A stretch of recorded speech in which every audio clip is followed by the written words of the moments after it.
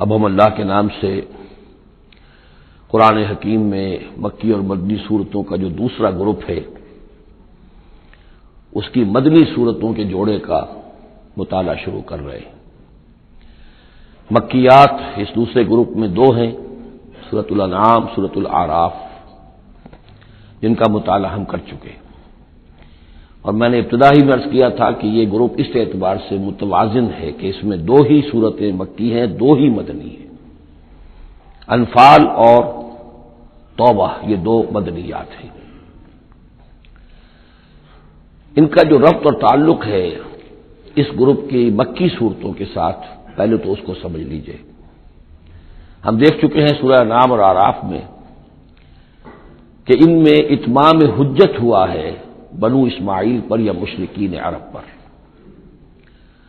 اس اتمام حجت کے بعد اللہ کا جو ہمیشہ سے ضابطہ اور قاعدہ رہا ہے، قانون رہا ہے کہ کسی رسول کے بھیجے جانے کے بعد اور اس کی جانب سے اتمام حجت کے کیے جانے کے بعد بھی اگر کوئی قوم کفر پر اڑی رہے بحیثیت مجموعی تو اس پر عذاب الہی آتا ہے، عذاب استیصال۔ اگرچہ یہ عذاب مختلف شکلوں میں آیا، کہیں کسی قوم کو ان کے اپنے ہی علاقوں میں سیلاب بھیج کر اور غرق کر دیا گیا، جیسے حضرت نوح علیہ السلام، کہیں کوئی بہت تیز آندھی بھیجی اور اس کے نتیجے میں جیسے کہ قوم عاد کے اوپر عذاب آیا، کہیں زلزلہ آیا، کہیں آسمان سے پتھراؤ ہوا جیسے کہ عمورہ اور صدوم کی بستیوں پر ہوا، کہیں جیسا کہ آپ کو معلوم ہے کہ آل فرعون کو ان کے محلوں سے اور گھروں سے نکال کر لا کر اور سمندر میں غرق کر دیا۔ تو قریش پر جو عذاب آیا ہے اللہ تعالیٰ کا وہ اپنی نوعیت میں منفرد ہے، کیونکہ حضور خود قرشی تھے، بنی اسماعیل میں سے تھے، اور آپ نے اتمام حجت کر دیا ان پر 13 برس تک 12 برس تک دعوت دے کر، تو اب گویا کہ وہ عذاب الہی کے مستحق ہو گئے تھے۔ لیکن یہ عذاب الہی جو ہے قریش پر جو آیا ہے وہ بالاقساط آیا ہے۔ اس کی قسط اول ہے کہ جو غزوہ بدر میں ان تک پہنچی، انہیں مکے سے نکالا گیا جیسے کہ آل فرعون کو ان کے محلات سے نکالا گیا اور لا کر سمندر میں غرق کیا گیا۔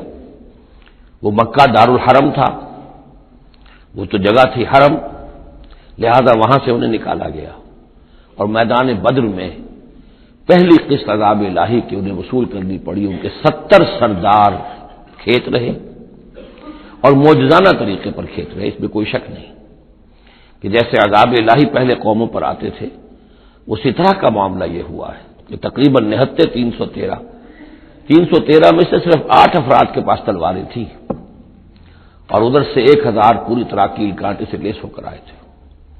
تو اللہ کی خصوصی مدد تھی کہ جس سے یہ عذاب آیا ہے اصل میں قریش کے اوپر، اور تقریباً تمام بڑے بڑے نامور سردار جو ہیں وہی میدان میں کھیت رہے، 70 ان کے قیدی ہو گئے۔ ابھی زخمی کتنے ہوئے ہوں گے انہیں بھی آپ ذہن میں رکھیے۔ تو یہ عذاب کی پہلی قسط تھی جو غزوہ بدر میں آئی ہے، اور پھر عذاب کا آخری مرحلہ آیا ہے سن 9 ہجری میں، جب مشرکین عرب کو آخری الٹیمیٹم دے دیا گیا کہ اب بس چند مہینے کی تمہیں مہلت دی جا رہی ہے، اس کے اندر یا ایمان لے آؤ اور یا تمہیں تہہ تیغ کر دیا جائے گا۔ فَإِذَا انسَلَخَ الْأَشْهُرُ الْحُرُمُ فَاقْتُلُوا الْمُشْرِكِينَ حَيْثُ وَجَدتُّمُوهُمْ۔ اب یہ انتہائی یوں سمجھیے کہ توہین اور تذلیل کے ساتھ چیلنج تھا۔ یہ دوسری بات ہے کہ وہ سب لوگ ایمان لے آئے اور یہ قتل عام کی نوبت نہیں آئی، لیکن یہ کہ یہ آخری قسط تھی۔ وہ آخری قسط جو ہے سورہ توبہ میں بیان ہوئی ہے، اور عذاب کی پہلی قسط جو ہے وہ سورہ انفال میں ہے۔ ان دونوں صورتوں کو جمع کر دیا گیا تاکہ انعام اور اعراف میں بنو اسماعیل پر یا مشرکین عرب پر اتمام حجت، اور انفال اور توبہ میں ان پر جو عذاب الہی نازل ہوا اس کی تفصیل۔ تو یہ تو ہے معنوی ربط اس گروپ کی مکی اور مدنی صورتوں کے مابین۔ باقی جو یہ سورہ انفال ہے اس کے بارے میں نوٹ کر لیجئے کہ غزوہ بدر کے فوراً بعد متصلاً بعد نازل ہوئی ہے، گویا کہ سورہ آل عمران جو ہم پڑھ چکے ہیں اس سے پہلے ہے اس کا نزول، اس کے اکثر و بیشتر حصے سے پہلے نازل ہوئی ہے۔ تو یہ زمانی ترتیب جو ہے اگر یہ ذہن میں نہ رہے تو پھر اس سے کافی خلجان پیدا ہو جاتا ہے۔ اس کا جو پس منظر ہے وہ یہ غزوہ بدر کا معاملہ سمجھنا بہت ضروری ہے۔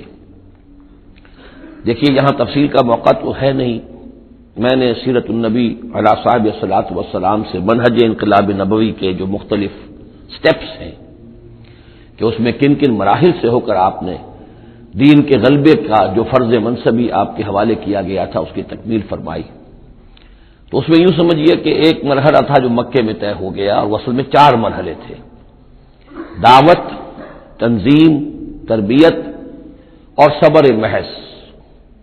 وہاں ہاتھ اٹھانے کی اجازت نہیں تھی۔ ہم پڑھ آئے ہیں، سورہ نساء میں آ چکا ہے کہ اس وقت حکم تھا کفو ہے کو اپنے ہاتھ بندھے رکھو، تمہارے چاہے ٹکڑے اڑا دیے جائے، تمہیں زندہ جلا دیا جائے، تم کوئی انتقامی کارروائی تو دور کی رہی، مدافعانہ کارروائی بھی نہیں کرو گے۔ No raising of hands even in self defence. یہ 4 مراحل تھے جو چلتے رہے تا آ کے ایک طرف تو حضور کے پاس جانثاروں کی ایک جماعت تیار ہو گئی جو سرد و گرم چشیدہ تھے، ہر طرح کے حالات میں سے گزر چکے تھے، سختیاں جھیل چکے تھے، قربانیاں دے چکے تھے، ان کے اخلاص با اللہ میں کسی شک و شبے کی گنجائش نہیں تھی، ان کے دل جو ہے خالص ہو چکے تھے اللہ کے لیے۔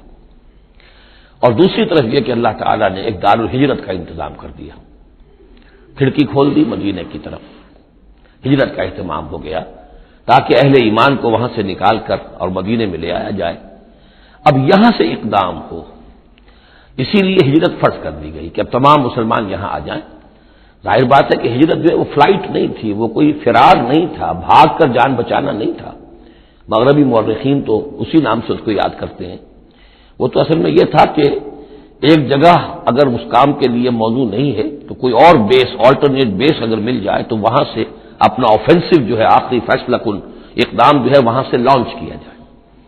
لہذا مدینے میں آ کر حضور نے صلی اللہ علیہ وسلم صرف 6 مہینے لیے ہیں انٹرنل کنسالیڈیشن، کہ اب آپ آئے ہیں، نئے آئے ہیں، مہاجرین نئے آئے ہیں، تو ایک تو یہ کہ ان 6 مہینے میں آپ نے مسجد نبوی تعمیر کر لی، مرکز بن گیا، گورنمنٹ ہاؤس بھی ہو گیا یہ، اور پارلیمنٹ ہاؤس بھی ہو گیا، دارالندوہ بھی ہو گیا، دارالعلوم بھی ہو گیا، خانقاہ بھی ہو گئی، عبادت گاہ بھی ہو گئی، مرکز ہو گیا۔ ثانیاً آپ نے انصار اور مہاجرین کے اندر مواخات کرا دی، ایک انصاری ایک مہاجر بھائی بنا دیا۔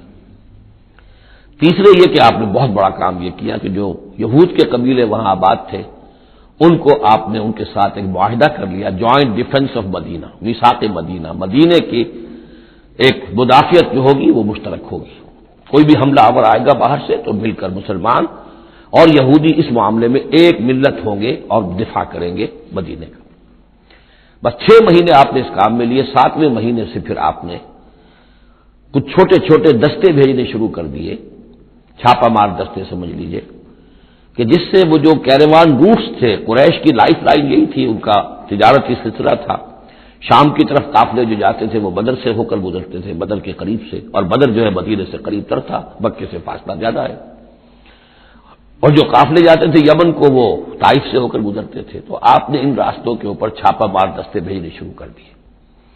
جدید اصطلاح میں اس کو یہ کہا جائے گا کہ اکنامک بلاکیڈ آف مکہ۔ 8 ایسی مہمیں غزوہ بدر سے پہلے ثابت ہیں 1.5 سال کے اندر۔ 6 مہینے آپ نے وہ لیے، 1.5 سال اور 2 سال کے بعد غزوہ بدر ہو گیا ہے، تو یہ 1.5 سال میں 8 مہمیں، جن میں سے 4 میں کہ حضور خود بھی بنفس نفیس شریک رہے ہیں، اس لیے وہ غزوات کہلاتے ہیں، اور 4 وہ ہیں کہ جن میں آپ نے صرف کچھ لوگوں کو بھیج دیا ہے کسی امیر کے تحت، وہ سرایا کہلاتے ہیں۔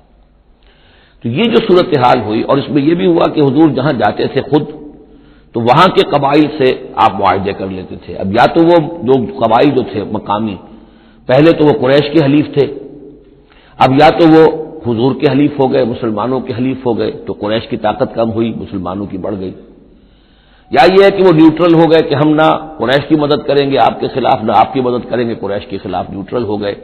اس سے بھی یہ ہے کہ قریش کا جو حلقہ اثر تھا، سیاسی زون آف پولیٹیکل انفلوئنس، وہ کم ہو رہا ہے۔ یہ 2 چیزیں ایسی ہوئی ہیں، political isolation of Quraysh and economic blockade of Mecca, جس کے نتیجے میں مکے والے جو ہیں پھر یوں سمجھیے کہ تنگ آمد بجنگ آمد، ورنہ مکے والوں کی طرف سے کوئی آغاز ثابت نہیں ہے تاریخ میں کہ حضور کے اور مسلمانوں کے مکے سے جانے کے بعد ان کی طرف سے کوئی ابتدا ہوئی ہو، کوئی انیشیٹو لیا گیا۔ 2 واقعات خاص طور پر ایسے ہو گئے کہ ایک چھوٹا سا آپ نے ایک دستہ بھیجا تھا نخلا، اور یہ نخلا جو ہے یہ مکے اور طائف کے مابین ہے، تو سمجھیے کس قدر فاصلے پر، اور وہاں مٹ بھیڑ ہو گئی، جو مسلمان وہاں بھیجے گئے تھے ان کے کفار کے ساتھ، وہاں ایک مشرک مکے کا مارا گیا، ایک کو انہوں نے قید کیا، ساتھ لے آئے، کچھ سامان جو ان کا تجارت تھا وہ بھی لے آئے، وہ مال غنیمت سمجھ کر۔ تو حضور اگرچہ ناراض ہوئے کہ میں نے تمہیں لڑنے کا حکم نہیں دیا تھا، میں نے اس لیے بھیجا تھا کہ وہاں رہو اور قریش کی نقل و حرکت سے ہمیں مطلع کرتے رہو، لیکن اب سچویشن پیدا ہو گئی، گویا کہ یہ چاہے ارادہ تھا یا نہیں تھا، ڈی فیکٹو شکل یہی ہوئی کہ اقدام ہو گیا مسلمانوں کی طرف سے، اب آغاز ہو گیا مسلمانوں کی طرف سے۔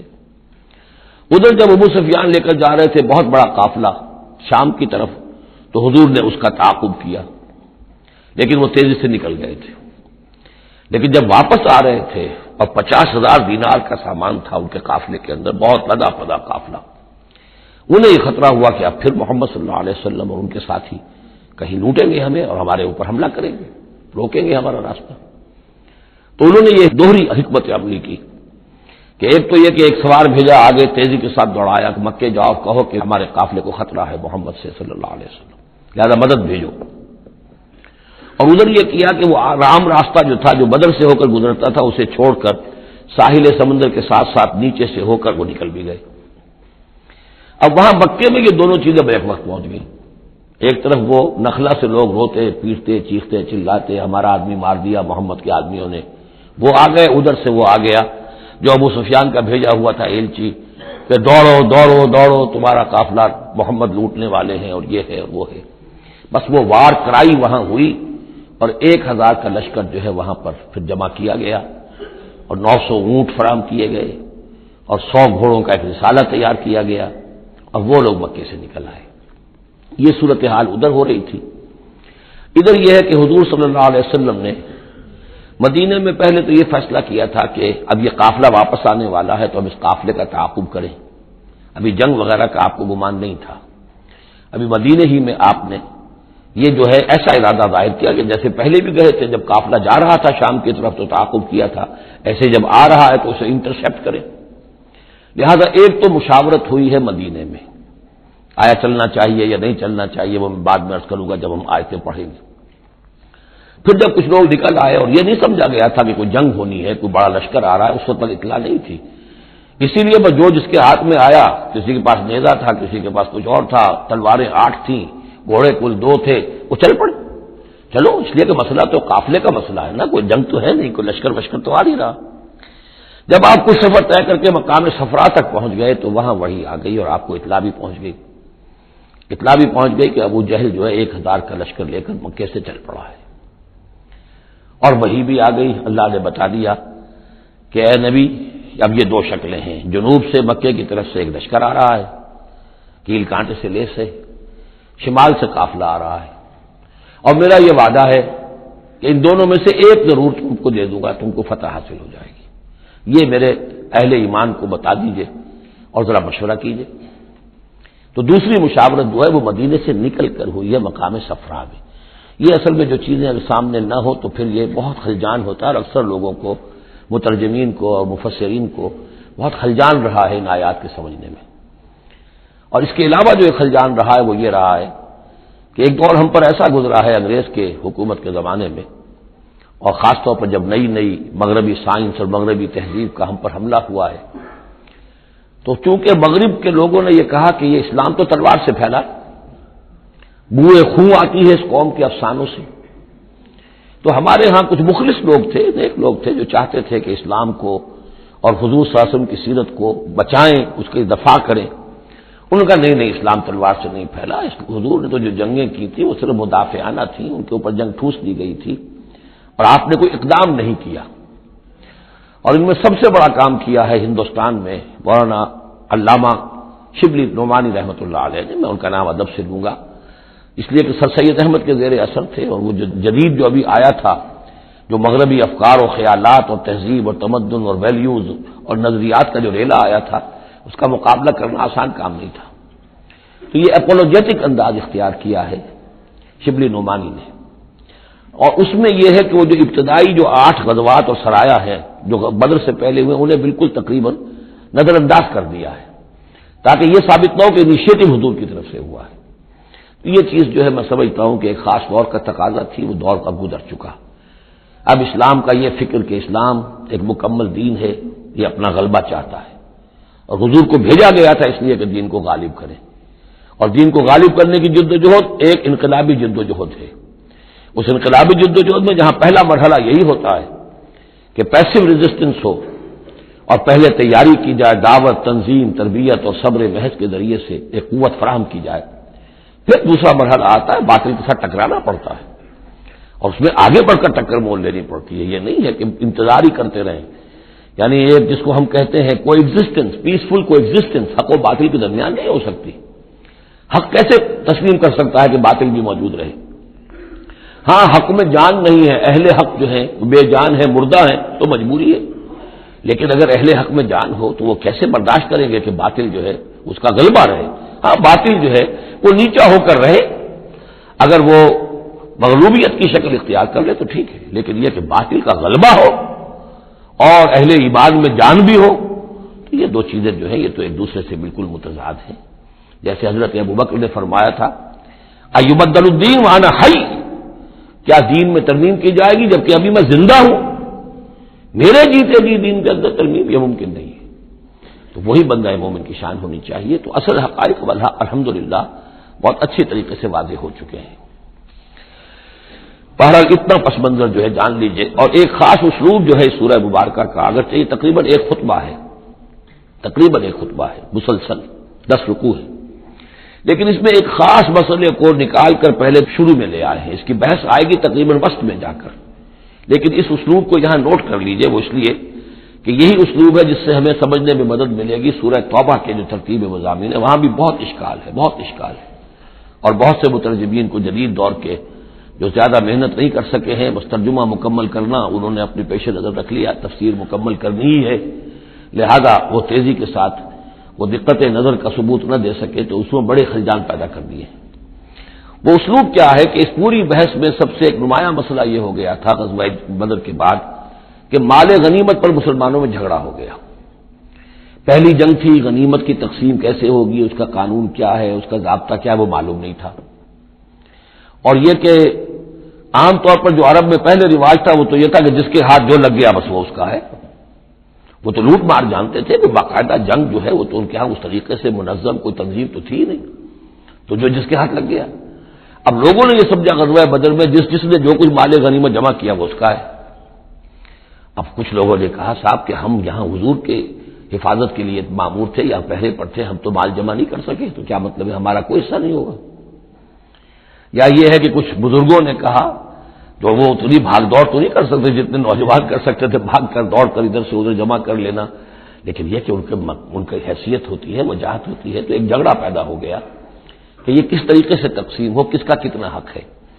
تو اس جھگڑے کا ذکر کر کے سورت شروع کی ہے، لیکن اس کے اوپر کوئی بات یہاں نہیں کی، بلکہ کیٹیگوریکل بات کی ہے کہ جڑ کاٹ دی اس کی، لیکن اس پر جو اصل حکم ہے وہ بعد میں آئے گا وسط سورت میں۔ مال غنیمت کے لیے یہاں لفظ آیا انفال، یسألونک عن الانفال، اے نبی یہ آپ سے انفال کے بارے میں پوچھا۔ انفال جمع نفل کی، نفل کہتے ہیں کسی اضافی شے کو، جیسے نماز فرض ہے، یہ سنت مؤکدہ ہے، یہ فلاں ہے، یہ نفل ہے، اضافی ہے، آپ کی مرضی پر ہے، پڑھیں نہ پڑھیں۔ تو جو کہ جنگ میں اصل شے جو مطلوب ہوتی ہے وہ فتح ہوتی ہے، مال غنیمت تو ایک اضافی شے، بونس ہے جو مل گیا، ورنہ اصل شے جو ہے وہ مال غنیمت جو ہے پیش نظر جنگ میں نہیں ہوتی۔ لوٹ مار میں اصل شے جو ہے وہ لوٹ مار کا مال ہوتا ہے، لیکن جب جنگ ہوتی ہے تو جنگ میں تو اصل چیز جو مقصود ہے وہ فتح ہے۔ تو اس حوالے سے مال غنیمت کو انفال کے لفظ سے تعبیر کیا گیا، یسألونک عن الانفال، اے نبی یہ آپ سے پوچھ رہے ہیں مال غنیمت کے بارے میں، قل الانفال للہ والرسول۔ پہلے تو جڑ کاٹ دی، مسئلہ کہہ دیں کہ الفال کل کے کل اللہ اور اس کے رسول کے ہیں، تم میں سے کسی کا کوئی حق ہے ہی نہیں، لاؤ سب جمع کر دو۔ یہ فتح جو ہے تمہارے ہاتھوں نہیں آئی ہے، یہ اللہ کی خصوصی مدد سے آئی ہے، لہذا کسی کا کوئی حق نہیں۔ زیرو لیول پر لا کر پھر ان کو سنبھالنا آسان تھا کہ جب معلوم ہو کہ سب کچھ ہاتھ سے دے کر تو پھر تو ظاہر بات ہے کہ آدمی جو ہے جب ساری جاتی دیکھیے تو آگے دیجیے بانٹ والی بات ہے، پھر وہ کم کے اوپر بھی راضی ہو گئے۔ لیکن پہلا مسئلہ یہی تھا، قل الانفال للہ والرسول واتقوا اللہ، اللہ کا تقوی اختیار کرو، واصلحوا ذات بینکم، اور اپنے آپس کے معاملات کو درست کرو، واطیعوا اللہ ورسولہ، اور اللہ اس کے رسول کی اطاعت کرو ان کنتم مؤمنین، اگر تم مومن ہو۔ گویا کہ جڑ ہی کاٹ دی، کسی کا کوئی حق اس میں ہے ہی نہیں، یہ سب اللہ اس کے رسول کے لیے یعنی اسلامی ریاست کے لیے۔ اب یہاں جو آگے آیات آ رہی ہیں بڑی اہم ہے۔ بندہ مومن کی شخصیت کا جو حیولہ ہے اور بندہ مومن کی جو تعریف ہے، جامع ترین اور مختصر ترین الفاظ میں یہ آئی ہے سورہ حجرات میں۔ اس کے دو حصے ہیں، ایک تو ہے بندہ مسلم، مسلمان کے لیے تو 5 چیزیں ہیں، کلمہ شہادت، نماز، روزہ، حج، زکوٰۃ۔ لیکن حقیقی مومن کے لیے اس میں 2 اضافی چیزیں شامل کرنی پڑیں گی۔ وہ کیا ہیں؟ دلی یقین اور عملی جہاد۔ بندہ مومن کی شخصیت کے اندر یہ 2 رخ اور ہونے چاہیے۔ جو صرف مسلمان ہے، کلمہ شہادت، نماز، روزہ، حج، زکوٰۃ، بنی الاسلام علی 5، شہادت لا الہ الا اللہ وان محمد رسول اللہ واقام الصلاۃ وایتاء الزکوٰۃ وصوم رمضان وحج البیت۔ لیکن مومن انما المؤمنون الذین آمنوا باللہ ورسولہ ثم لم یرتابوا، یقین والا ایمان، دل میں ایمان، وجاہدوا باموالہم وانفسہم فی سبیل اللہ، اور جہاد کریں اپنی جان اور مال کے ساتھ اللہ کی راہ میں۔ اب یہاں یوں سمجھیے کہ سورہ حجرات کی اس آیت نمبر 15 میں جو ڈیفینیشن آئی ہے، جیسے پرکار ہوتی ہے، پرکار کو کھول دیا۔ ایک حصے کی کیفیات کو یہاں اس سورہ انفال کے شروع میں لے آئے ہیں، اور دوسری جہاد والی کیفیات کو سورہ انفال کے آخر میں لے آئے ہیں۔ تو یہ پرکار یہاں کھلی ہوئی ہے اس ڈیفینیشن کی۔ تو ایک حصہ ڈیفینیشن کا یہاں آ رہا ہے، انما المؤمنون الذین اذا ذکر اللہ وجلت قلوبہم، اہل ایمان حقیقی مومن تو وہ ہیں کہ جب اللہ کا ذکر کیا جاتا ہے تو ان کے دل لرز جاتے ہیں۔ وَإِذَا تُلِيَتْ عَلَيْهِمْ آيَاتُهُ، اور جب انہیں اس کی آیات پڑھ کر سنائی جاتی ہیں، زادتہم ایمانا، ان کے ایمان میں بڑھوتری ہوتی ہے، اضافہ ہوتا ہے۔ وَعَلَىٰ رَبِّهِمْ يَتَوَكَّلُونَ، اور وہ اپنے رب پر توکل کرتے ہیں۔ الَّذِينَ يُقِيمُونَ الصَّلَاةَ، جو نماز کو قائم رکھتے ہیں۔ وَمِمَّا رَزَقْنَاهُمْ يُنفِقُونَ، اور جو کچھ ہم نے انہیں دیا ہے اس میں سے اللہ کے لیے، اللہ کے دین کے لیے خرچ کرتے ہیں۔ انفاق فی سبیل اللہ مراد۔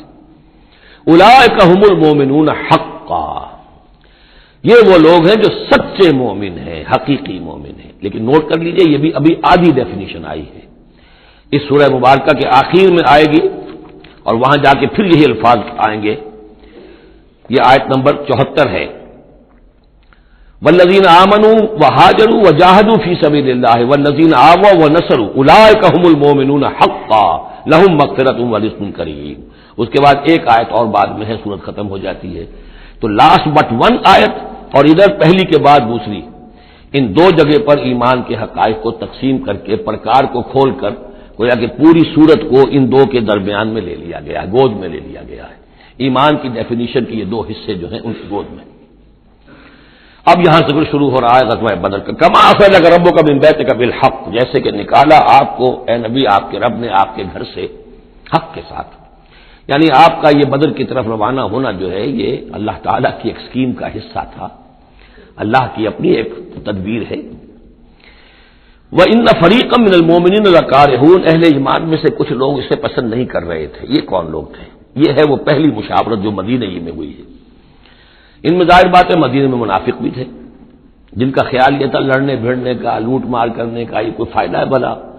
بس تبلیغ کرنی چاہیے، اچھی بات کہنی چاہیے، نیک بات کہنی چاہیے، یہ کیا طریقہ ہے؟ منافقین کا آرگیومنٹ موجود تھا، جو اس کو پسند ہی نہیں کرتے تھے، اس لیے کہ جنگ کا سلسلہ چل نکلا تو ہمیں بھی جانا پڑے گا، ہماری جان اور مال کے اوپر بھی آنچ آئے گی، تو نپ دی ایول ان دی بڈ، اس سے تو بہتر ہے کہ اس کو یہیں پر ختم کرو۔ اس اعتبار سے ویسے بھی کچھ انسانی فطرت ایسی ہوتی ہے، کچھ نیک سرشت لوگ بھی ہوتے ہیں کہ آخر اس سے کیا فائدہ نکلے گا؟ ابھی کوئی خاص جو ہے قریش کی طرف سے تو اقدام ہوا نہیں تھا، ہم آگے بڑھ کر جو ہے یہ جو بات اقدام کر رہے ہیں تو آخر اس کا فائدہ کیا ہے؟ تو یہ اس قسم کی باتیں اس وقت کہی گئیں۔ ان فریقا من المؤمنین لکارہون، اب یہ مومنین ان میں سے اہل نفاق بھی ہو سکتے ہیں اور سادہ لوگ اور نیک دل جو مسلمان ہیں وہ بھی ہو سکتے ہیں۔ یجادلونک فی الحق بعد ما تبین کانما یساقون الی الموت وهم ینظرون، اور وہ جھگڑ رہے تھے آپ سے حق کے معاملے میں جبکہ بات ان پر بالکل واضح ہو چکی تھی۔ یہ دوسری آیت میرے نزدیک جو دوسری مشاورت ہوئی ہے مقام صفرا پر، اس سے متعلق ہے۔ وہ یہ کہ وہاں سے جب مکے سے آپ چلے تو اس وقت تک کسی لشکر وغیرہ کی کوئی اطلاع نہ آپ کو تھی اور نہ اس کا کوئی گمان تھا ابھی، وہ تو ایسے ہی تھا جیسے پہلے 8 مرتبہ جو ہے وہ جو ایکسکرشنز جو ہوئی تھیں، جس طریقے کی مہمات بھیجی گئی تھیں، یہ اسی طرح کی ایک مہم ہے۔ لیکن یہ ہے کہ آگے چل کر جب آپ کچھ دور چل کے آ گئے تھے، یہاں آ کر جو ہے آپ کو وحی بھی آ گئی اور اطلاعات بھی مل گئی کہ صورتحال وہ ہو چکی ہے۔ ایک طرف نخلا سے روتے پیٹتے لوگ پہنچ گئے وہاں، دوسری طرف یہ کہ ادھر سے ابو سفیان کا جو ہے ایلچی پہنچ گیا چیختا چلاتا ہوا، اور 1000 کا لشکر لے کر ابو جہل نکل پڑا ہے بدر کی طرف۔ اب وہ بدر کی طرف آ رہا ہے، ادھر سے قافلہ بدر کی طرف آ رہا ہے شمال سے۔ اس وقت اللہ تعالیٰ نے فرمایا، اور یہ مشاورت جیسا کہ میں نے کہا تھا، جیسے کہ حضرت طالوت نے کی تھی ایک آزمائش اپنی فوج کی کہ جو اس دریا میں سے پانی پیے گا سیر ہو کر پیے گا، اس کا مجھ سے کوئی تعلق نہیں۔ اسی طرح کا آپ نے مشاورت کا معاملہ اللہ تعالیٰ کے حکم سے مسلمانوں کے سامنے رکھ دیا۔ بعدما تبین کانما یساقون الی الموت، وہ لوگ ایسے محسوس کر رہے تھے جیسے انہیں دھکیلا جا رہا ہو موت کی طرف، وہم ینظرون، اور وہ دیکھ رہے ہوں۔ ظاہر بات ہے یہ کیفیت تو کٹر جو منافق تھے وہاں پر انہیں کی ہو سکتی تھی۔ وَإِذْ يَعِدُكُمُ اللَّهُ إِحْدَى الطَّائِفَتَيْنِ أَنَّهَا لَكُمْ، اور جب کہ اللہ تعالیٰ وعدہ کر رہا تھا تم سے کہ ان دونوں گروہوں میں سے ایک تمہیں مل جائے گا، ایک پر تمہاری فتح گارنٹیڈ ہے۔ وَتَوَدُّونَ أَنَّ غَيْرَ ذَاتِ الشَّوْكَةِ تَكُونُ لَكُمْ، اور اے مسلمانوں تم یہ چاہتے تھے کہ ادھر جاؤ جدھر کے کانٹا لگنے کا کوئی اندیشہ نہ ہو، اس لیے کہ بمشکل 50 یا 100 آدمی تھے اس قافلے کے ساتھ، اور اونٹ تھے بے شمار، اور جو میں نے آپ کو بتایا بہت بڑی مقدار کے اندر جو ہے 50,000 دینار کا جو مال تھا ان کے پاس، تو ان کو تو آسانی سے قابو کیا جا سکتا تھا، اس میں اندیشہ کم تھا۔ پھر دلیلیں بھی عقلی آ گئی ہوں گی کہ حضور ہمارے پاس تو کچھ ہتھیار بھی نہیں ہے، کچھ نہیں ہے، ہم تیاری کر کے مدینے سے نکلے ہی نہیں ہیں، تو اچھا ہے پہلے یہ کہ ہم جا کر ان پر قبضہ کر لیں، تو ان کے ہتھیار بھی ہمیں مل جائیں گے، تو پھر لشکر سے لڑنے کے لیے ہم بہتر پوزیشن میں ہوں گے۔ تو عقل و منطق بھی یہ گویا کہ ان کے ساتھ تھی۔ وَيُرِيدُ اللَّهُ أَن يُحِقَّ الْحَقَّ بِكَلِمَاتِهِ، اللہ یہ چاہتا تھا کہ اپنے بات کو اپنے فیصلے کے ذریعے سے حق کا حق ہونا ثابت کر دے۔ وَيَقْطَعَ دَابِرَ الْكَافِرِينَ، اور کافروں کی جڑ کاٹ دے۔ یہ قطع دابر القوم الذین ظلموا، کافر قوم کی جڑ کاٹ دی گئی، جو ہم پڑھ کر آئے سورہ اعراف میں۔ اللہ کا ارادہ یہ تھا، اگر عام جو دنیاوی قواعد و ضوابط ہیں، فزیکل لاز ہیں، اس کے تحت یہ ہوتا تو اتنی بڑی بات ہی نہ ہوتی۔ اسے یوم الفرقان بنانا تھا کہ نمایاں ہو جائے کہ اللہ کس کے ساتھ ہے، حق کدھر ہے، اور یہ اسی وقت ہو سکتا تھا جبکہ یہ کنٹراسٹ برقرار رہتا کہ بے سر و سامان 313 گئے ہیں اور کیل کانٹے سے 1000 کے ساتھ ان کا مقابلہ ہوا ہے، اور پھر انہیں اللہ نے فتح دی ہے۔ لہذا اللہ کی مرضی کچھ اور تھی۔ یرید اللہ ان یحق الحق بکلماتہ ویقطع دابر الکافرین، اللہ چاہتا تھا کہ اپنی باتوں کے ذریعے سے حق کا حق ہونا ثابت کر دے اور کافروں کی جڑ کاٹ دے۔ یہ یحق الحق کا، تاکہ سچا ثابت کر دے حق کو، سچ کو، ویبطل الباطل، اور باطل ثابت کر دے باطل کو، باطل ہونا اس کا ثابت ہو جائے۔ ولو کرہ المجرمون، خواہ یہ مجرموں کو کتنا ہی ناگوار ہو۔ استستغیثون ربکم، یاد کرو جب کہ تم اپنے رب سے استغاثہ کر رہے تھے، دعائی دے رہے تھے کہ اللہ ہماری مدد فرما۔ فاستجاب لکم، تو اللہ نے تمہاری دعا کو قبول کیا تھا۔ انی ممدکم بالف من الملائکۃ مردفین، کہ میں تمہاری مدد کروں گا 1000 ملائکہ سے جو لگاتار آئیں گے، پے بپے آئیں گے۔ 1000 کا لشکر آیا ہے نا، تو 1000 فرشتے ہم تمہاری مدد کے لیے بھیج دیں گے۔ وما جعلہ اللہ الا بشرا، اور اللہ نے اس کو نہیں بنایا مگر تمہارے لیے بشارت، وَلِتَطْمَئِنَّ بِهِ قُلُوبُكُمْ، اور تاکہ تمہارے دل مطمئن ہو جائیں۔ وَمَا النَّصْرُ إِلَّا مِنْ عِنْدِ اللَّهِ، اور مدد تو اللہ کی طرف سے ہوتی ہے، فرشتوں کو بھیجے بغیر بھی وہ مدد کر سکتا ہے، کن فیکون کی شان کے ساتھ وہ جو چاہے کر دے۔ لیکن یہ کہ تمہارا جو اپنا ایک سوچنے کا انداز ہے، بر بنائے طب بشری، تمہاری تسکین کے لیے ہم نے یہ شکل کر دی کہ 1000 دشمن آ رہا ہے تو 1000 فرشتہ تمہاری مدد کے لیے ہم بھیج دیں گے۔ ان اللہ عزیز الحکیم، یقیناً اللہ تعالیٰ سب زبردست ہے اور حکمت والا۔ اذ یغشیکم النعاس امنۃ منہ، جبکہ تم کو ڈھانپ لیا تھا ایک اونگ نے جو امن کی اور تسکین کا ذریعہ بن گیا اللہ کی طرف سے۔ یہ 2 معجزے ہوئے ہیں خاص اس وقت، معجزے اس معنی میں کہ عام حالات میں یہ چیزیں نہیں ہوتی، لیکن اس میں کوئی خرق عادت نہیں ہے۔ معجزہ اس معنی میں نہیں ہے کہ اس کو چیلنج کر کے حضور نے دکھایا ہو، اس معنی میں نہیں، بس یہ کہ غیر معمولی اللہ کی نصرت کی شکلیں ہیں۔ ایک تو یہ کہ حالانکہ معاملہ بڑا سخت تھا، لیکن رات کو جا کے پڑاؤ پر مسلمان سوئے اطمینان سے، بڑی عمدگی سے نیند آئی، دل میں وہ دغدغہ نہیں تھا، اللہ پر اطمینان تھا، اللہ کے لیے نکلے تھے۔ لہذا ان کو وہ بے چینی اور تشویش اور کل کیا ہو جائے گا، رہیں گے کہ نہیں رہیں گے، زندگی ہوگی موت، کچھ نہیں. نیند آئی، انہیں اطمینان سے سوئے، صبح کو اٹھے تو وہ گویا کہ چاقو چوبند تھے. نمبر 2 یہ ينزل علیکم من السماء ماء، اور جب کہ اتارا اس نے تم پر آسمان سے پانی، بارش ہو گئی، اس سے یہ ہوا لیطہرکم، تاکہ تمہیں پاک کرے، جنہیں غسل کی حاجت تھی غسل کر لیا. وَيُذْهِبَ عَنْكُمُ الرِّجْسَ الشَّيْطَانَ، اور دور کر دے تم سے شیطان کی نجاست کو. وَلِيَرْبِطَ عَلَىٰ قُلُوبِكُمْ، اور یہ کہ تاکہ تمہارے دلوں کے اندر بھی، بارش کے بعد جو فضا ہوتی ہے اس سے طبیعت کے اندر بھی ایک اطمینان اور سکون پیدا ہوتا ہے. ورنہ واقعہ یہ ہے کہ جہاں پر آ کر قریش پہلے ڈیرہ ڈال چکے تھے، پانی پر ان کا قبضہ تھا، اب یہاں پانی نہیں تھا، بارش ہوئی تو وہ نشیبی جگہ میں انہوں نے ایک اپنا حوض بھی جمع کر لیا، پانی بھی جو ہے وہ ان کے پاس فراہم ہو گیا. وَيُثَبِّتَ بِهِ الْأَقْدَامَ، اور پانی جب برسا تو مٹی دب گئی، مٹی کے جمنے کی وجہ سے پاؤں بھی دب گئے. وہ جگہ جو تھی وہاں پر جو ہے اہل ایمان جو مجاہدین تھے ان کے پاؤں قدم جمنے کی صورت پیدا ہو گئی. یہ یوں ہی ربک الی الملائکہ کرتے، اور جب یاد کرو، گمان کرو، تصور کرو، جب کہ آپ کا رب وہی کر رہا تھا فرشتوں کو. انی معکم، وہ جو 1000 فرشتہ اللہ نے بھیجا، انی معکم، میں تمہارے ساتھ ہوں. فثبتوا الذین آمنوا، تو جاؤ اور اہل ایمان کے قدموں کو جما دو، اہل ایمان کے دلوں کو جما دو. سألقی فی قلوب الذین کفروا الرعب، عن قریب میں ان کافروں کے دلوں میں رعب ڈال دوں گا، ان پر دہشت طاری ہو جائے گی. فضربوا فوق الاعناق، پھر مارنا ان کی گردنوں کے اوپر جیسے چاہے. وضربوا منہم کل بنان، اور مارنا ان کی ایک ایک پور پر. یعنی یہ کہ جب کسی شخص پر کوئی شخص دہشت زدہ ہو جائے تو اس کے اندر قوت مدافعت نہیں رہتی، پھر گویا کہ وہ جو بھی حملہ آور ہے اس کے رحم و کرم پر ہے، جدھر سے چاہے چوٹ لگائے، جدھر سے چاہے مارے. ذالک بانہم شاقوا اللہ ورسولہ، اور یہ سزا ان کو اس لیے دی جائے گی کہ انہوں نے مخالفت کی، زدم زدہ کی، دشمنی کی اللہ کی اور اس کے رسول کی. ومن یشاقق اللہ ورسولہ فإن اللہ شدید العقاب، اور جو اللہ اور اس کے رسول کا دشمن ہو جائے اور اس سے زدم زدہ کرے تو اللہ تعالیٰ بھی سزا دینے میں بہت سخت ہے. ذالکم فذوقوہ، دیکھو اب یہ قریش سے خطاب ہے. ذالکم فذوقوہ، دیکھو یہ آگے اس پر پہلی قسط وصول کرو، چکھ لو اس کو. وَأَنَّ لِلْكَافِرِينَ عَذَابَ النَّارِ، اور ابھی جو تمہارے یہ کھیت رہے ہیں ان کی سزا یہی ختم نہیں ہو گئی ہے، ان کے لیے جہنم کا عذاب ہے.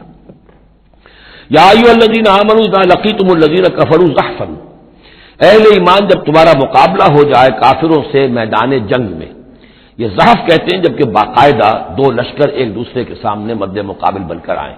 ایک چھاپا مار جنگ ہوتی ہے، جیسے کہ 8 جو پہلی اس سے مہمیں تھی وہ جنگ کی شکل نہیں تھی بلکہ وہ مہمیں تھی چھاپا مار، لیکن اب یہ پہلی مرتبہ جنگ ہوئی ہے، لہذا اس کے حوالے سے بات ہو رہی ہے. یا ایھا الذین آمنوا اذا لقیتم الذین کفروا زحفا فلا تولوہم الادبار، تو تم ان کو پیٹھ مت دکھاؤ، پیٹھ مت موڑو، مطلب یہ کہ کھڑے رہو، ڈٹے رہو، مقابلہ کرو، جان چلی جائے لیکن یہ کہ پیچھے قدم نہ ہٹے. وَمَن يُوَلِّهِمْ يَوْمَئِذٍ دُبُرَهُ، اور جو کوئی بھی اس روز اپنی پیٹھ دکھا دے گا یعنی میدان جنگ سے بھاگے گا. 2 استثناءات کے ساتھ، الا متحرفا لقتال، سوائے اس کے کہ یا تو وہ کوئی داؤ لگا رہا ہو جنگ کے لیے، جیسے 2 آدمی بھی جنگ کرتے ہیں اور تلوار اور اس کے ساتھ، تو کوئی ذرا ادھر ہٹتا ہے، پیچھے کو ہٹتا ہے، وہ بھاگنا نہیں ہوتا بلکہ وہ تو در حقیقت ایک ٹیکٹیکل موو ہے، وہ تو ایک اپنے داؤ کے لیے ذرا پیچھے ہٹنا. اب اس وقت میسرا کو پیچھے کر لیا جائے اور جو میمنہ ہے اسے آگے بڑھایا جائے، یہ بات اور ہے. اور متحیزا الی فئۃ، یا یہ کہ کوئی اور جمعیت ہے جس کی طرف جا کر ملنا ہے اور اس کے لیے ریٹریٹ ہو رہی ہے، تو آرڈرلی ریٹریٹ یہ ایک علیحدہ شے ہو جائے گی اور ٹیکٹیکل موو یہ علیحدہ شے ہو جائے گی. تو آرڈرلی ریٹریٹ اور ٹیکٹیکل موو، ان 2 کے سوا اگر کوئی بھگدڑ کے اندر کوئی جان بچا کر بھاگا فقط باب غضب من اللہ، تو اس نے تو اللہ کا غضب جو ہے وہ کما لیا. ومأواہ جہنم، اس کا ٹھکانہ جہنم ہوگا، وبئس المصیر، اور وہ بہت ہی برا ٹھکانہ ہے. اب یہاں وہ بات آ گئی، فلم تقتلوہم، اے مسلمانوں تم نے انہیں قتل نہیں کیا، ولکن اللہ قتلہ، اللہ نے انہیں قتل کیا. ویسے تو یہ کہ فاعل حقیقی اللہ ہے، ہم جو کام بھی کرتے ہیں اور جس شے کے اندر بھی کوئی تاثیر ہے وہ اللہ ہی کی وجہ سے. لا فاعل فی الحقیقت ولا مؤثر الا اللہ، عام حالات میں بھی یہ، لیکن یہ خاص حالات تھے جن میں اللہ تعالیٰ کی خصوصی مدد آئی ہے. فلم تقتلوہ ولکن اللہ قتلہ، وما رمیت اذ رمیت ولکن اللہ رما. اور اے نبی آپ نے بھی جو کنکریوں کی مٹھی بھر کر پھینکی تھی، آپ نے کنکریاں لی اپنی مٹھی میں اور پھینکا کفار کے لشکر کی طرف. شاہت الوجوہ، چہرے جو ہے بگڑ جائیں. تو یہ پتہ نہیں کہاں تک اللہ نے ان کنکریوں کو پہنچایا ہے. تو فرمایا اور آپ نے جب وہ کنکریوں کی مٹھی پھینکی تھی ما رمیت اذ رمیت، آپ نے نہیں پھینکی تھی ولکن اللہ رما، یہ تو اللہ تعالیٰ نے پھینکی تھی. ہاتھ ہے اللہ کا، بندہ مومن کا ہاتھ. وَلِيُبْلِيَ الْمُؤْمِنِينَ مِنْهُ بَلَاءً حَسَنًا، تاکہ اللہ تعالیٰ اہل ایمان کے جوہر نکھارے، ان کے اندر کی چھپی ہوئی جو صلاحیتیں ہیں مخفی ہیں انہیں اجاگر کرے. یہ ذرا نوٹ کر لیجئے، بلا یبلو کے معنی ہوتا ہے آزمانا، تکلیف میں ڈال کر کسی آزمائش میں. ابلا یبلی جب یہ باب افعال سے آتا ہے تو کسی کے جوہر کو نکھارنا، کسی کی جو خابیدہ صلاحیتیں ان کو ابھارنا، یہ ہے ابلا. لیبلی المؤمنین منہ بلاء حسنا، تاکہ اللہ تعالیٰ خوب اہل ایمان کے اوپر ان کے جو ہے جوہر نکھارے. ان اللہ سمیع علیم، یقیناً اللہ سب کچھ سننے والا اور جاننے والا ہے. ذالکم وان اللہ موہن کید الکافرین، یہ تو ہو چکا. اب اس جنگ کا جو نتیجہ تھا قریش تم نے دیکھ لیا، لیکن آئندہ بھی سمجھ لو اللہ تعالیٰ کافروں کے تمام چالوں کو ناکام بنا دے گا. یہ اہل ایمان سے بھی خطاب ہو گیا اور اجے کے کفار کے لیے بھی. اور پھر کفار سے خطاب ہے، اذ تستفتحوا فقد جاءکم الفتح. اصل میں ابو جہل جو لشکر کا وہ سمجھیے کمانڈر ان چیف کی حیثیت سے آیا تھا، اسے اتنا یقین تھا کہ میں نے اتنی تیاری کی ہے، اتنا ساز و سامان ہے کہ ہم مسلمانوں کو کچل کر رکھ دیں گے. تو پہلے سے پروپیگنڈا شروع کر دیا تھا، یہ یوم الفرقان ہوگا، یہ پتہ چل جائے گا اللہ کس کے ساتھ ہے. اللہ کو تو وہ بھی مانتے تھے، اللہ کے ساتھ دیویوں اور دیوتاؤں کو مانتے تھے نا، اللہ کے منکر تو نہیں تھے. لیکن یہ کہ ادھر اللہ ہی اللہ تھا، ادھر اللہ کے ساتھ اور منات اور دیوتا اور وہ بھی تھے. تو یہ کہ اللہ کس کے ساتھ ہے یہ ثابت ہو جائے گا. یعنی وہ اتنا یقین تھا اسے، جیسے 65 کی جنگ میں لاہور، فال آف لاہور دکھا دیا گیا BBC ٹیلی ویژن کے اوپر، جو ہو چکا لاہور جو ہے اس پر تو بھارتی فوج کا قبضہ ہو چکا، اتنا یقینی تھا. اسی طرح اس نے یوم الفرقان کہا، تو اسی کو اللہ تعالیٰ نے یوم الفرقان بنا دیا تاکہ منکشف ہو جائے، یہ بات مبرر ہو جائے کہ اللہ کس کے ساتھ ہے. اس اعتبار سے اس کی دعا بھی بڑی عجیب ہے، جو اس نے آ کر بدر سے ایک رات قبل جبکہ حضور بھی دعا مانگ رہے تھے اور طویل ترین سجدہ کیا تھا، اس نے بھی دعا کی تھی. اور وہ دعا جو ہے وہ موحدانہ دعا ہے، اس میں کسی لات عزا حبل منات کا کوئی تذکرہ نہیں. اللہم اے اللہ اقطعنا للرحم وائل الغدات، جس نے ہمارے رحمی رشتے کاٹ دیے ہیں کل تو اسے ذلیل و خوار کر دے. یعنی اس کا جو سب سے بڑا چارج تھا، الزام تھا حضور پر، وہ یہ تھا کہ اس شخص نے آ کر ہمارے خاندانوں میں تفریق پیدا کر دی، بھائی کو بھائی سے جدا کر دیا. ایک بھائی مسلمان ہو گیا، وہ علیحدہ ہو گیا، باقی بھائی کافر ہیں، ایک دوسرے کے دشمن ہو گئے. ماں باپ سے اولاد کو جدا کر دیا، شوہر کو بیوی سے کاٹ دیا، بیوی کو شوہر سے کاٹ دیا. ہماری طاقت تھی، ہمارا قبیلہ تھا، ہم قریش تھے. ظاہر بات ہے کہ قبائلی زندگی میں اتحاد، یکجوئی، یہی تو چیزیں ہوتی ہیں ساری کی ساری، کہ جس کی وجہ سے ان کی ساکھ ہوتی ہے. تو اس نے تو آ کر ہمارا ستیہ ناش کر دیا. اقطعنا للرحم، جس نے رحمی رشتے کاٹ دیے ہیں ہمارے. فاہلہ الغدات، تو اے اللہ کل اسے ذلیل و خوار کر دیجو. یہ دعا تھی ابو جہل کی. بہرحال اللہ تعالیٰ اب ان سے خطاب کر کے کہہ رہے ہیں کہ اے مشرکین مکہ، ان تستفتحوا، اگر تو تم چاہتے تھے کہ فیصلہ ہو جائے، فقط جاءکم الفتح، تو فتح فیصلہ ہو چکی، فیصلہ اللہ کا آ چکا. معلوم ہو گیا کہ حق کدھر ہے، باطل کدھر ہے. وَإِن تَنْتَهُوا فَهُوَ خَيْرٌ لَكُمْ، اب بھی اگر تم باز آ جاؤ تو یہ تمہارے لیے بہتر ہے. وَإِن تَعُودُوا نَعُودْ، اگر دوبارہ اعادہ کرو گے ہم بھی یہی کچھ دوبارہ کریں گے. وَلَن تُغْنِيَ عَنْكُمْ فِئَتُكُمْ شَيْئًا، اور تمہاری یہ نفری اور جمعیت اور تمہاری یہ تعداد تمہیں کسی کام نہیں آ سکے گی. وَلَوْ كَثُرَتْ، خواہ وہ بہت ہو. وَأَنَّ اللَّهَ مَعَ الْمُؤْمِنِينَ، اور یہ کہ اللہ اہل ایمان کے ساتھ ہے. یا ایھا الذین آمنوا، اب یہ جو رکوع آ رہا ہے تیسرا، یہ بہت ہی جامع، بہت اہم ہے. اس میں سے دو جو تین آیتوں کے گروپ ہیں وہ تو خاص طور پر ہماری توجہ کی اور مسلمانوں نے پاکستان کی توجہ کے لیے بڑے اہم ہیں. یا ایھا الذین آمنوا اطیعوا اللہ ورسولہ ولا تولوا عنہ وانتم تسمعون، اہل ایمان اللہ اور اس کے رسول کی اطاعت کرو اور نہ منہ موڑو اس سے جبکہ تم سن رہے ہو. یعنی جب اللہ کے رسول نے کہا تھا کہ چلو بدر کی طرف، تو تمہاری یہ رد و قضا اور یہ پاؤں پیٹنا جس کو کہتے ہیں، یہ مختلف الفاظ اس کے لیے محاوروں میں آتے ہیں. تو یہ جو تم کر رہے تھے کیوں کر رہے تھے؟ جب اللہ اس کے رسول کی طرف سے بات آئی تھی تو ہر ایک کو کہنا چاہیے تھا سمیعنا واطعنا، جو آپ کا حکم ہو. اطیعوا اللہ واطیعوا الرسول ولا تولوا عنہ وانتم تسمعون، ظاہر بات ہے تمام مسلمانوں سے بات نہیں ہے. یہاں بھی ذہن میں رکھیے وہی جنہوں نے کمزوری دکھائی تھی ان کی طرف اشارہ ہے. ولا تکونوا کالذین قالوا سمعنا وهم لا يسمعون، ان لوگوں کے مانند نہ ہو جاؤ جو کہتے ہیں کہ ہم نے سن لیا، حقیقت میں وہ سنتے نہیں ہیں. یعنی دل اڑا ہوا ہے، طبیعت جو ہے وہ یکسو ہے ہی نہیں، تو کیا سننا ہے، سنا انسنا ہو گیا. ان شر الدواب عند اللہ الصم البکم الذین لا یعقلون، یقیناً تمام چوپایوں میں بدترین اللہ کے نزدیک یہی لوگ ہیں جو بہرے ہیں، گونگے ہیں اور عقل سے کام نہیں لیتے. اب یہ منافقین ہی کی طرف اشارہ ہو رہا ہے. وَلَوْ عَلِمَ اللَّهُ فِيهِمْ خَيْرًا، اگر اللہ تعالیٰ کے علم میں ہوتا کہ ان میں کوئی خیر ہے، لَأَسْمَعَهُمْ، اللہ انہیں سنا دیتا.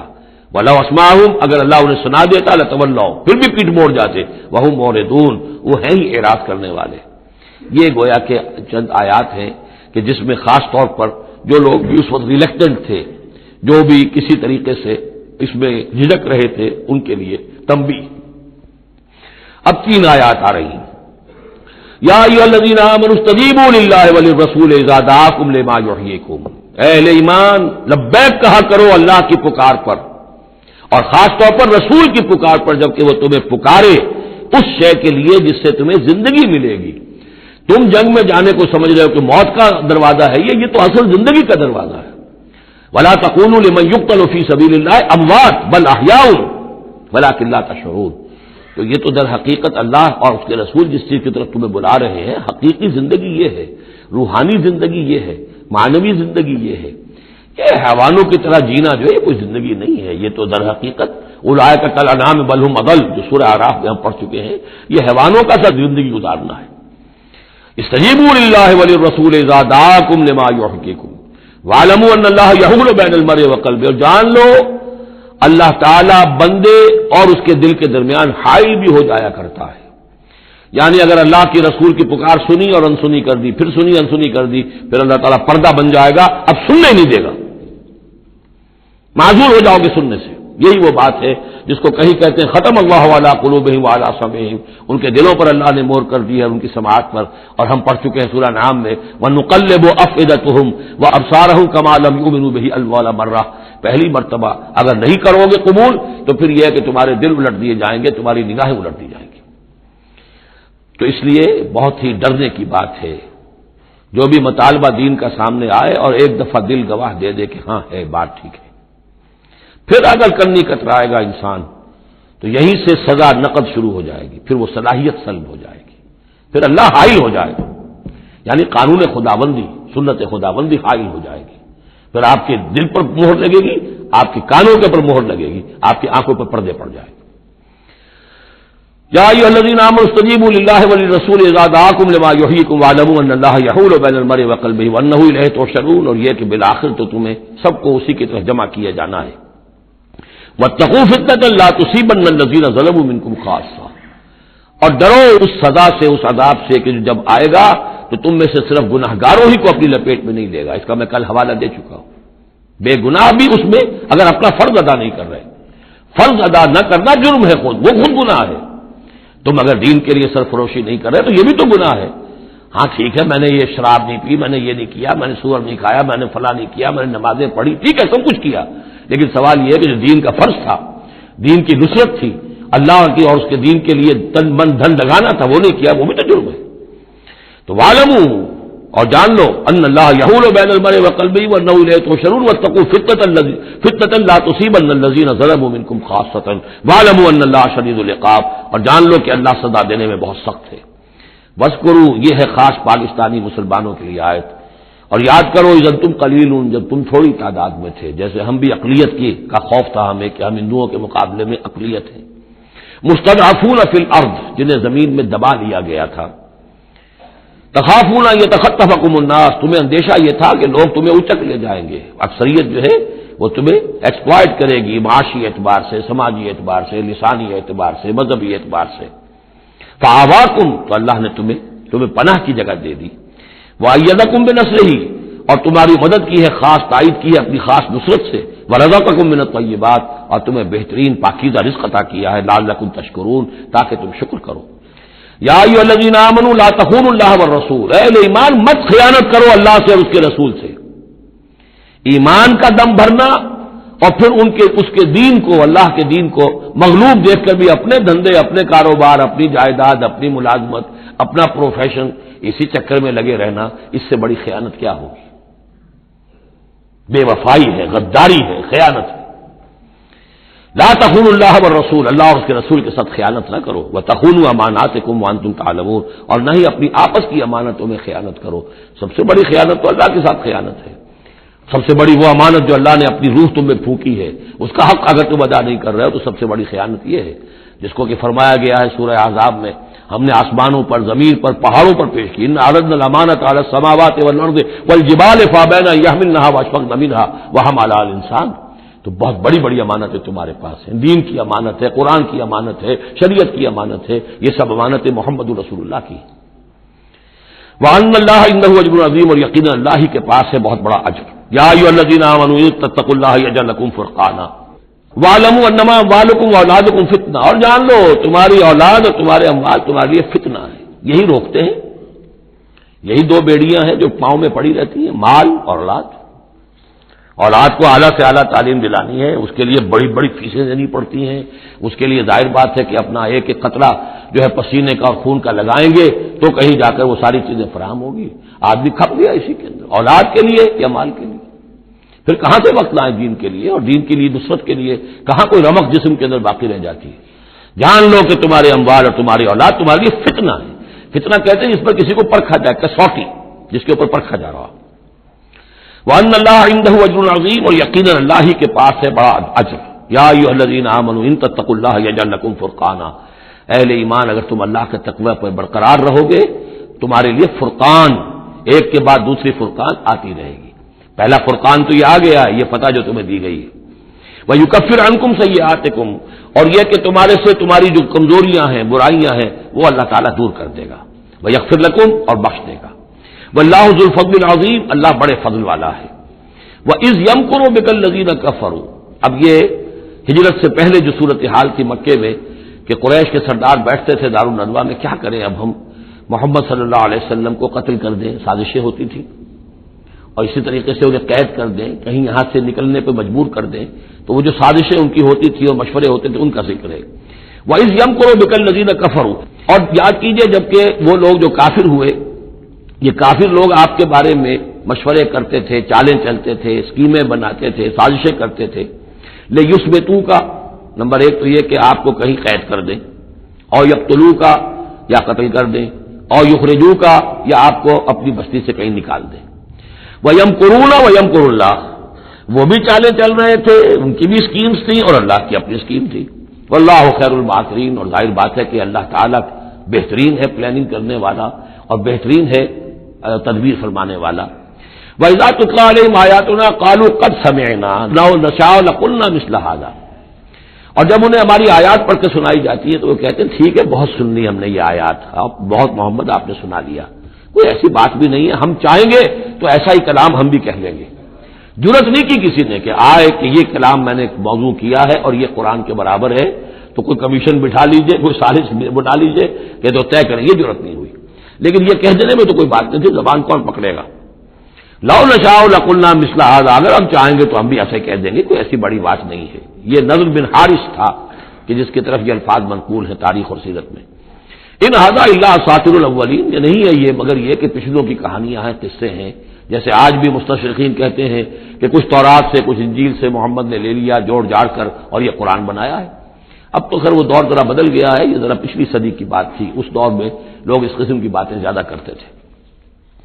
وَإِذْ قَالُوا اللَّهُمَّ إِنْ كَانَ هَٰذَا هُوَ الْحَقُّ، اور وہی بات جو میں نے آپ کو بتائی تھی کل بھی کہ قریش کے لیے سب سے بڑا مسئلہ اپنے عوام کو سنبھالنے کا ہو گیا تھا، کیسے روکیں ان کو کہ یہ محمد صلی اللہ علیہ وسلم کا ایمان نہ لائیں۔ اس کے لیے جو اور تدبیریں وہ کرتے تھے اسی کی طرح کی ایک تدبیر کا ذکر آ رہا ہے۔ مجمع عام میں کھڑے ہو کر دعائیں مانگ رہے ہیں، اے اللہ اگر یہ جو کچھ محمد کہہ رہے ہیں اگر یہ حق ہے اور تیرے پاس سے آیا ہے یہ قرآن، فامطر علینا حجارۃ من السماء، وَإِذْ قَالُوا اللَّهُمَّ إِنْ كَانَ هَٰذَا هُوَ الْحَقُّ مِنْ عِندِكَ، اگر یہ ہے حق تیری طرف سے، فامطر علینا حجارۃ من السماء، تو برسا دے ہم پر پتھر آسمان سے، اب ائتنا بعذاب الیم، یا پھر بھیج دے ہم پر کوئی عذاب۔ اب عذاب آیا نہیں، دیکھ لو، اس کا مطلب یہ کہ یہ محمد جھوٹے ہیں صلی اللہ علیہ وسلم۔ ہم نے تو کہہ دیا، اللہ کو پکار کر کہہ دیا، ہو سکتا ہے کبھی کعبے کے پردے پکڑ پکڑ کر کہا ہو اسی طریقے سے، تاکہ پورا یقین ہو جائے، کسی درجے میں بھی ہمارے عوام کے اندر کوئی وسوسہ، کوئی دغدغہ باقی نہ رہے۔ وَمَا كَانَ اللَّهُ لِيُعَذِّبَهُمْ، اور اللہ تعالیٰ انہیں عذاب نہیں دے سکتا تھا، اللہ کے لیے ممکن نہیں تھا کہ ان پر عذاب بھیجتا، وَأَنْتَ فِيهِمْ، جبکہ ابھی اے محمد آپ ان کے مابین موجود تھے۔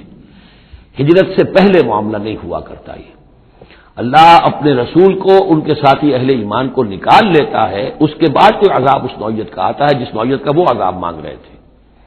وَأَنْتَ فِيهِمْ وَمَا كَانَ اللَّهُ مُعَذِّبَهُمْ، اللہ ان کو عذاب دینے والا نہیں تھا، وَهُمْ يَسْتَغْفِرُونَ، جبکہ وہ استغفار بھی کر رہے تھے۔ یعنی اسی مکے میں عوام الناس بھی تو تھے، سادہ لوگ بھی تو تھے، وہ استغفار بھی کرتے تھے، تلبیہ بھی پڑھتے تھے، لبیک اللہم لبیک لبیک اللہم لبیک، یہ بھی تو کرتے تھے، اللہ کو بھی پکارتے تھے۔ تو بڑا گڑبڑ سا معاملہ تھا، جب تک کہ اللہ تعالیٰ یمیز الخبیث من الطیب کر نہ دے، اس وقت تک اس طرح کا معاملہ اللہ تعالیٰ کے لیے درست نہیں تھا۔ وَمَا لَهُمْ أَلَّا يُعَذِّبَهُمْ، باقی وہ عذاب کے پورے طور سے مستحق تو ہو چکے ہیں، اور کیا ہے وہ کون سی رکاوٹ ہے ان کے لیے؟ مَا لَهُمْ أَلَّا يُعَذِّبَهُمُ اللَّهُ، کہ اللہ تعالیٰ ان کو عذاب نہ دے، وَهُمْ يَصُدُّونَ عَنِ الْمَسْجِدِ الْحَرَامِ، جبکہ وہ روک رہے ہیں مسجد حرام سے لوگوں کو، وَمَا كَانُوا أَوْلِيَاءَهُ، اور حقیقت میں یہ اس کے متولی نہیں ہے، یہ اس کے مختار نہیں ہے، یہ اس کے ساتھی نہیں ہے۔ ان اولیاءہ الا المتقون، اس اللہ کے گھر کے تو ولی اور اس کے جو اصل مجاور کہہ لیجئے یا متولی کہہ لیجئے، وہ تو ہوں گے متقی لوگ جو اللہ کا تقوی رکھتے ہوں، اللہ کی بندگی کرتے ہوں، ولکن اکثرهم لا يعلمون، لیکن ان کی اکثریت علم نہیں رکھتی۔ وما كان صلاتهم عند البيت، اور انہوں نے جو نماز کا حلیہ بگاڑا ہے، نہیں ہے ان کی نماز بیت اللہ کے پاس الا مقام و تصدیہ، سیٹیاں بجاتے ہیں، تالیاں پیٹتے ہیں، یہ ان کی نماز رہ گئی ہے۔ طواف کرتے تھے تو اس میں سب سے اونچا طواف تھا برہنہ طواف، اور نماز جو تھی ان کی وہ یہ تھی، سیٹیاں بجاتے ہوئے۔ جیسے کہ آپ کو معلوم ہے کہ بعض علاقوں میں مسجدوں کے اندر جب وہ میلاد کی محفلیں ہوتی ہیں تو اس کے اندر ڈھول اور ڈھمک کا، یہ میں نے سنا ہے کہ خاص طور پر افریقہ کے بعض ممالک میں کام ہوتا ہے۔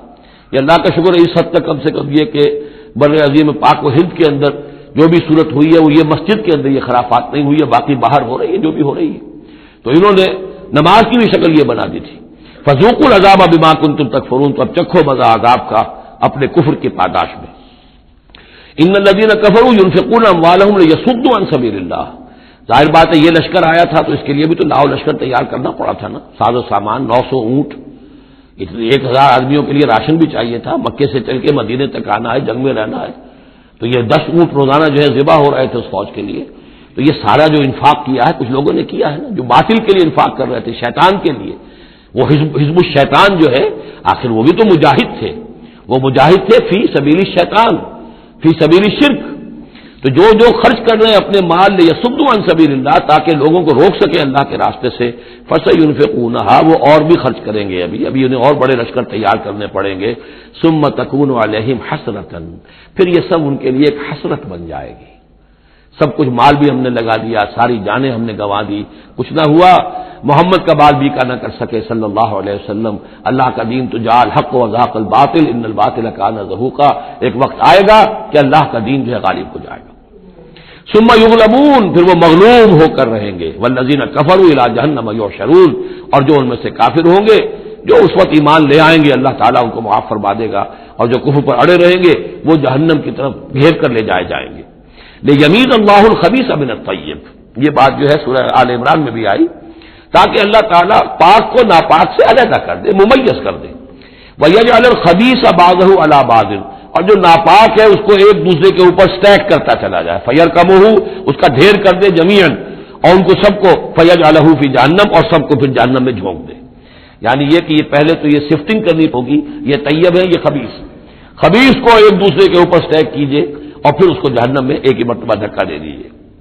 لیمیز اللہ الخبیث من الطیب ویجعل الخبیث بعضه علی بعض فیرکمہ جمیعا فیجعلہ فی جہنم اولئک هم الخاسرون، یقیناً یہی لوگ ہیں خسارے پانے والے۔ قل للذین کفروا ان ینتہوا یغفر لهم ما قد سلف، اعلان کر دیجئے محمد صلی اللہ علیہ وسلم ان کافروں کے سامنے، اب بھی اگر باز آ جائیں تو جو کچھ ہو چکا ہے وہ معاف کر دیا جائے گا، اب بھی موقع ہے، اب بھی ایمان لے آؤ۔ یہودو، اور اگر وہ ارادہ کریں گے دوبارہ یہی کچھ کریں گے، فقط بدت سنت الاولین، تو پچھلوں کی بھی داستانیں گزر چکی ہیں، ان کی جو بھی کچھ ان پر ہوا ہے وہ سب کو معلوم ہے۔ اب ظاہر بات ہے کہ وہ مکی قرآن تو نازل ہو چکا تھا، سورہ اعراف بھی نازل ہو چکی، سورہ انعام بھی نازل ہو چکی، جو کچھ ہوا ہے قوم ہود کے ساتھ، قوم صالح کے ساتھ، قوم شعیب کے ساتھ، کچھ ساری داستانیں تو تھی، فقط مدد سنت الاولین، اگلوں کا جو طریقہ اور راستہ تھا وہ تو گزر چکا ہے، وہ سب کے سامنے آ چکا ہے۔ وَقَاتِلُوهُمْ حَتَّىٰ لَا تَكُونَ فِتْنَةٌ وَيَكُونَ الدِّينُ كُلُّهُ لِلَّهِ۔ یہ سورہ بقرہ میں بھی آیت آئی تھی اور اب آئی ہے اضافی شان کے ساتھ، یعنی اے مسلمانوں اب تمہاری یہ دعوت و تحریک جو ہے یہ اس مرحلے میں داخل ہو گئی، آرمڈ کانفلکٹ۔ اب یہ 15 برس کے بعد حضور نے جب دعوت کا آغاز کیا ہے مکے میں، اس کے بعد سے 15 برس گزر چکے، اب وہ دعوت، تنظیم، تربیت، صبر محض کا دور ختم ہوا، پیسو ریزسٹنس کا دور ختم ہوا، اب ایکٹیو ریزسٹنس کی محمد نے صلی اللہ علیہ وسلم اقدام کیا، اور اقدام کے نتیجے میں آخری اور چھٹا مرحلہ آ گیا، یعنی عام کانفلکٹ۔ اب تلوار سے ٹکرا چکی، اب تمہاری تلواریں نیام میں نہیں جائیں گی جب تک کام مکمل نہ ہو جائے، اور کام کی تکمیل کیا ہے؟ فتنہ بالکل ختم ہو جائے۔ وَقَاتِلُوهُمْ حَتَّىٰ لَا تَكُونَ فِتْنَةٌ، فتنہ وہ کیفیت ہے کہ جس میں ایمان پر قائم رہنا، ایمان پر عمل کرنا مشکل ہو جائے۔ جب باطل کا غلبہ ہے تو ایک بندہ مومن کے لیے ایمان پر پوری طریقے سے کاربند ہونا مشکل ہے، لہذا اس صورتحال کو ختم کرو، یعنی اب دین کا غلبہ ہو جائے۔ حَتَّىٰ لَا تَكُونَ فِتْنَةٌ وَيَكُونَ الدِّينُ كُلُّهُ لِلَّهِ، دین بھی جزوی نہیں، کل کا کل دین اللہ ہی کے تابع آ جائے۔ فَإِنِ انتَهَوْا فَإِنَّ اللَّهَ بِمَا يَعْمَلُونَ بَصِيرٌ، پھر اگر وہ باز آ جائے تو جو کچھ وہ کر رہے ہیں اللہ اسے دیکھ رہا ہے۔ وَإِن تَوَلَّوْا، اور اگر پیٹھ موڑ لیں، وَاعْلَمُوا، تو اے مسلمانوں تم یہ جان لو، أَنَّ اللَّهَ مَوْلَاكُمْ، اللہ تمہارا مولا ہے، تمہارا ولی ہے، ساتھی ہے، مددگار ہے، خوش پناہ ہے۔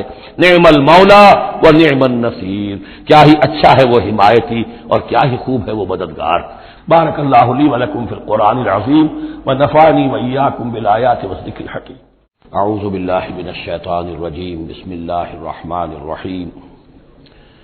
وَاعْلَمُوا أَنَّمَا غَنِمْتُم مِّن شَيْءٍ فَأَنَّ لِلَّهِ خُمُسَهُ وَلِلرَّسُولِ وَلِذِي الْقُرْبَىٰ وَالْيَتَامَىٰ وَالْمَسَاكِينِ وَابْنِ السَّبِيلِ إِن كُنتُمْ آمَنتُم بِاللَّهِ وَمَا أَنزَلْنَا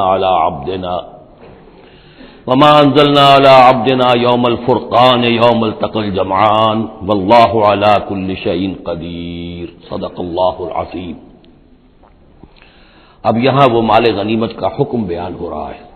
وَاعْلَمُوا، جان لو، انما غنمتم من شیء، جو بھی غنیمت تمہیں حاصل ہوئی ہے، فَأَنَّ لِلَّهِ خُمُسَهُ، تو اس کا خمس، پانچواں حصہ تو اللہ کے لیے ہے، وَلِلرَّسُولِ، اور رسول کے لیے ہے، وَلِذِي الْقُرْبَىٰ، اور رسول کے قرابت داروں کے لیے ہے۔ یہ بات سمجھ لیجیے یہاں اچھی طرح کہ در حقیقت حضور صلی اللہ علیہ وسلم کا جو معاش کا معاملہ تھا، جب تک آپ مکے میں تھے، حضرت خدیجہ الکبریٰ رضی اللہ تعالی عنہا کی دولت جو ہے اس سے آپ کا کام چل رہا تھا، جو بھی بچا کچا ان کا سرمایہ تھا۔ مدینے میں آ کر ظاہر بات ہے کہ اب آپ کے پاس اپنا کوئی ذریعہ معاش نہیں تھا، نہ آپ کوئی تجارت کرتے تھے، تو اب آپ کے اخراجات، اور پھر یہ کہ آپ کے بھی قرابت دار ہیں، آپ کی ازواج مطہرات ہیں، ان کے اخراجات کہاں سے آئیں گے؟ تو مال غنیمت میں سے خمس جو ہے وہ اس کام کے لیے رکھ لیا گیا، گویا وہ بیت المال کا حصہ ہوگا، اور بیت المال ہی کفالت کرے گا حضور کی بھی اور حضور کے قرابت داروں کی بھی۔ اس کے علاوہ اس بیت المال میں یتامى والمساکین وابن السبیل، اس میں حصہ ہوگا یتیموں کے لیے بھی اور مساکین اور محتاجوں کے لیے بھی اور مسافروں کے لیے بھی۔ یہ گویا کہ پانچواں حصہ مال غنیمت کا تو ہو گیا، سرکار سمجھ لیجیے سرکاری ہو گیا، لیکن اس سرکار میں سب سے بڑا خرچ جو ہے وہ در حقیقت محمد رسول اللہ صلی اللہ علیہ وسلم کے ذاتی، آپ کے اخراجات، آپ کے ازواج مطہرات کا دار نفقہ، آپ کے قرابت داروں کا ذوی القربیٰ، جس میں آپ کو بھی تو ظاہر بات ہے کہ کچھ نہ کچھ صلہ رحمی آپ فرماتے تھے، تو اس کے لیے، اور یہ کہ یتیموں اور مساکین کے لیے وابن السبیل۔ ان کنتم آمنتم باللہ، اگر تم ایمان رکھتے ہو اللہ پر، وما انزلنا علی عبدنا، اس شے پر جو ہم نے نازل کی اپنے بندے پر، یوم الفرقان، فیصلے کے دن، یعنی جو شے نازل کی وہ ہے غیبی امداد، نصرت غیبی، جو فرشتے آئے۔ ظاہر بات ہے کہ وہ ایک انسین جو ہے غیب کا معاملہ ہے، فرشتوں کو دیکھا تو کسی نے نہیں، تو جیسے وحی آتی تھی حضرت جبرائیل لے کر آتے تھے، تو اس پر ایمان رکھتے ہو کہ یہ قرآن جو ہے اللہ کی طرف سے ہے۔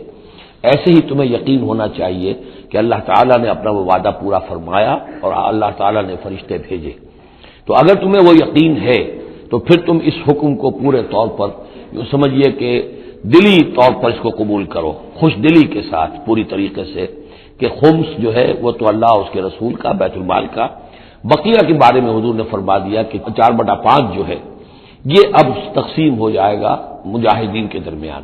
اس سے کوئی بحث نہیں ہے کہ کس نے کتنا جمع کیا، سارا مال ایک جگہ جمع ہوگا اور پھر اس کے حصے لگیں گے، چاہے کوئی پہرے پر تھا، جنگ کی نوبت ہی نہیں آئی، چاہے یہ کہ کوئی باقاعدہ جنگ میں کسی نے حصہ لیا، چاہے کسی نے مال غنیمت جمع کیا چاہے نہیں کیا، جو بھی جنگ میں ہے ان کو برابر کا حصہ ملے گا. اس میں یہ ہے کہ جو سواریوں والے تھے انہیں دوہرا اور جو پیدل تھے انہیں اکیلا، اس لیے کہ سواریاں اگر کسی کا اونٹ ہے کسی کا گھوڑا ہے، 2 گھوڑے بھی تھے تو ظاہر بات ہے کہ اس کے چارے وغیرہ کا بندوبست وہ خود اپنے پاس سے کرتا تھا. کوئی سپلائی لائنز تو آج کل کی جس طرح فوجوں کی ہوتی ہیں وہاں موجود نہیں تھی. لہذا جو مجاہد تھا کہ جو سوار تھا گھوڑے پر یا اونٹ پر، جس کا اپنا گھوڑا تھا اپنا اونٹ تھا، اس کو دوہرا حصہ، اور جو عام پیادہ جو مجاہد تھا اس کو اکیلا. وَاعْلَمُوا أَنَّمَا غَنِمْتُم مِّن شَيْءٍ فَأَنَّ لِلَّهِ خُمُسَهُ وَلِلرَّسُولِ وَلِذِي الْقُرْبَى وَالْيَتَامَى والمساکین وابن السبیل ان کنتم آمنتم باللہ وما انزلنا علی عبدنا یوم الفرقان یوم التقى الجمعان. اس فرقان والے دن، فیصلے کے دن، جس دن کی 2 فوجیں بھڑ گئی تھیں. واللہ علی کل شیء قدیر، اور اللہ تعالی ہر چیز پر قادر ہے. اذ انتم بالعدوۃ الدنیا وهم بالعدوۃ القصوى. اصل میں یہ جو وادی ہے جس میں بدر واقع ہوا ہے یہ ایک گھاٹی سی ہے جو دونوں کناروں کے اوپر تو بہت تنگ ہے لیکن درمیان میں بہت کھل کر میدان بن جاتا ہے.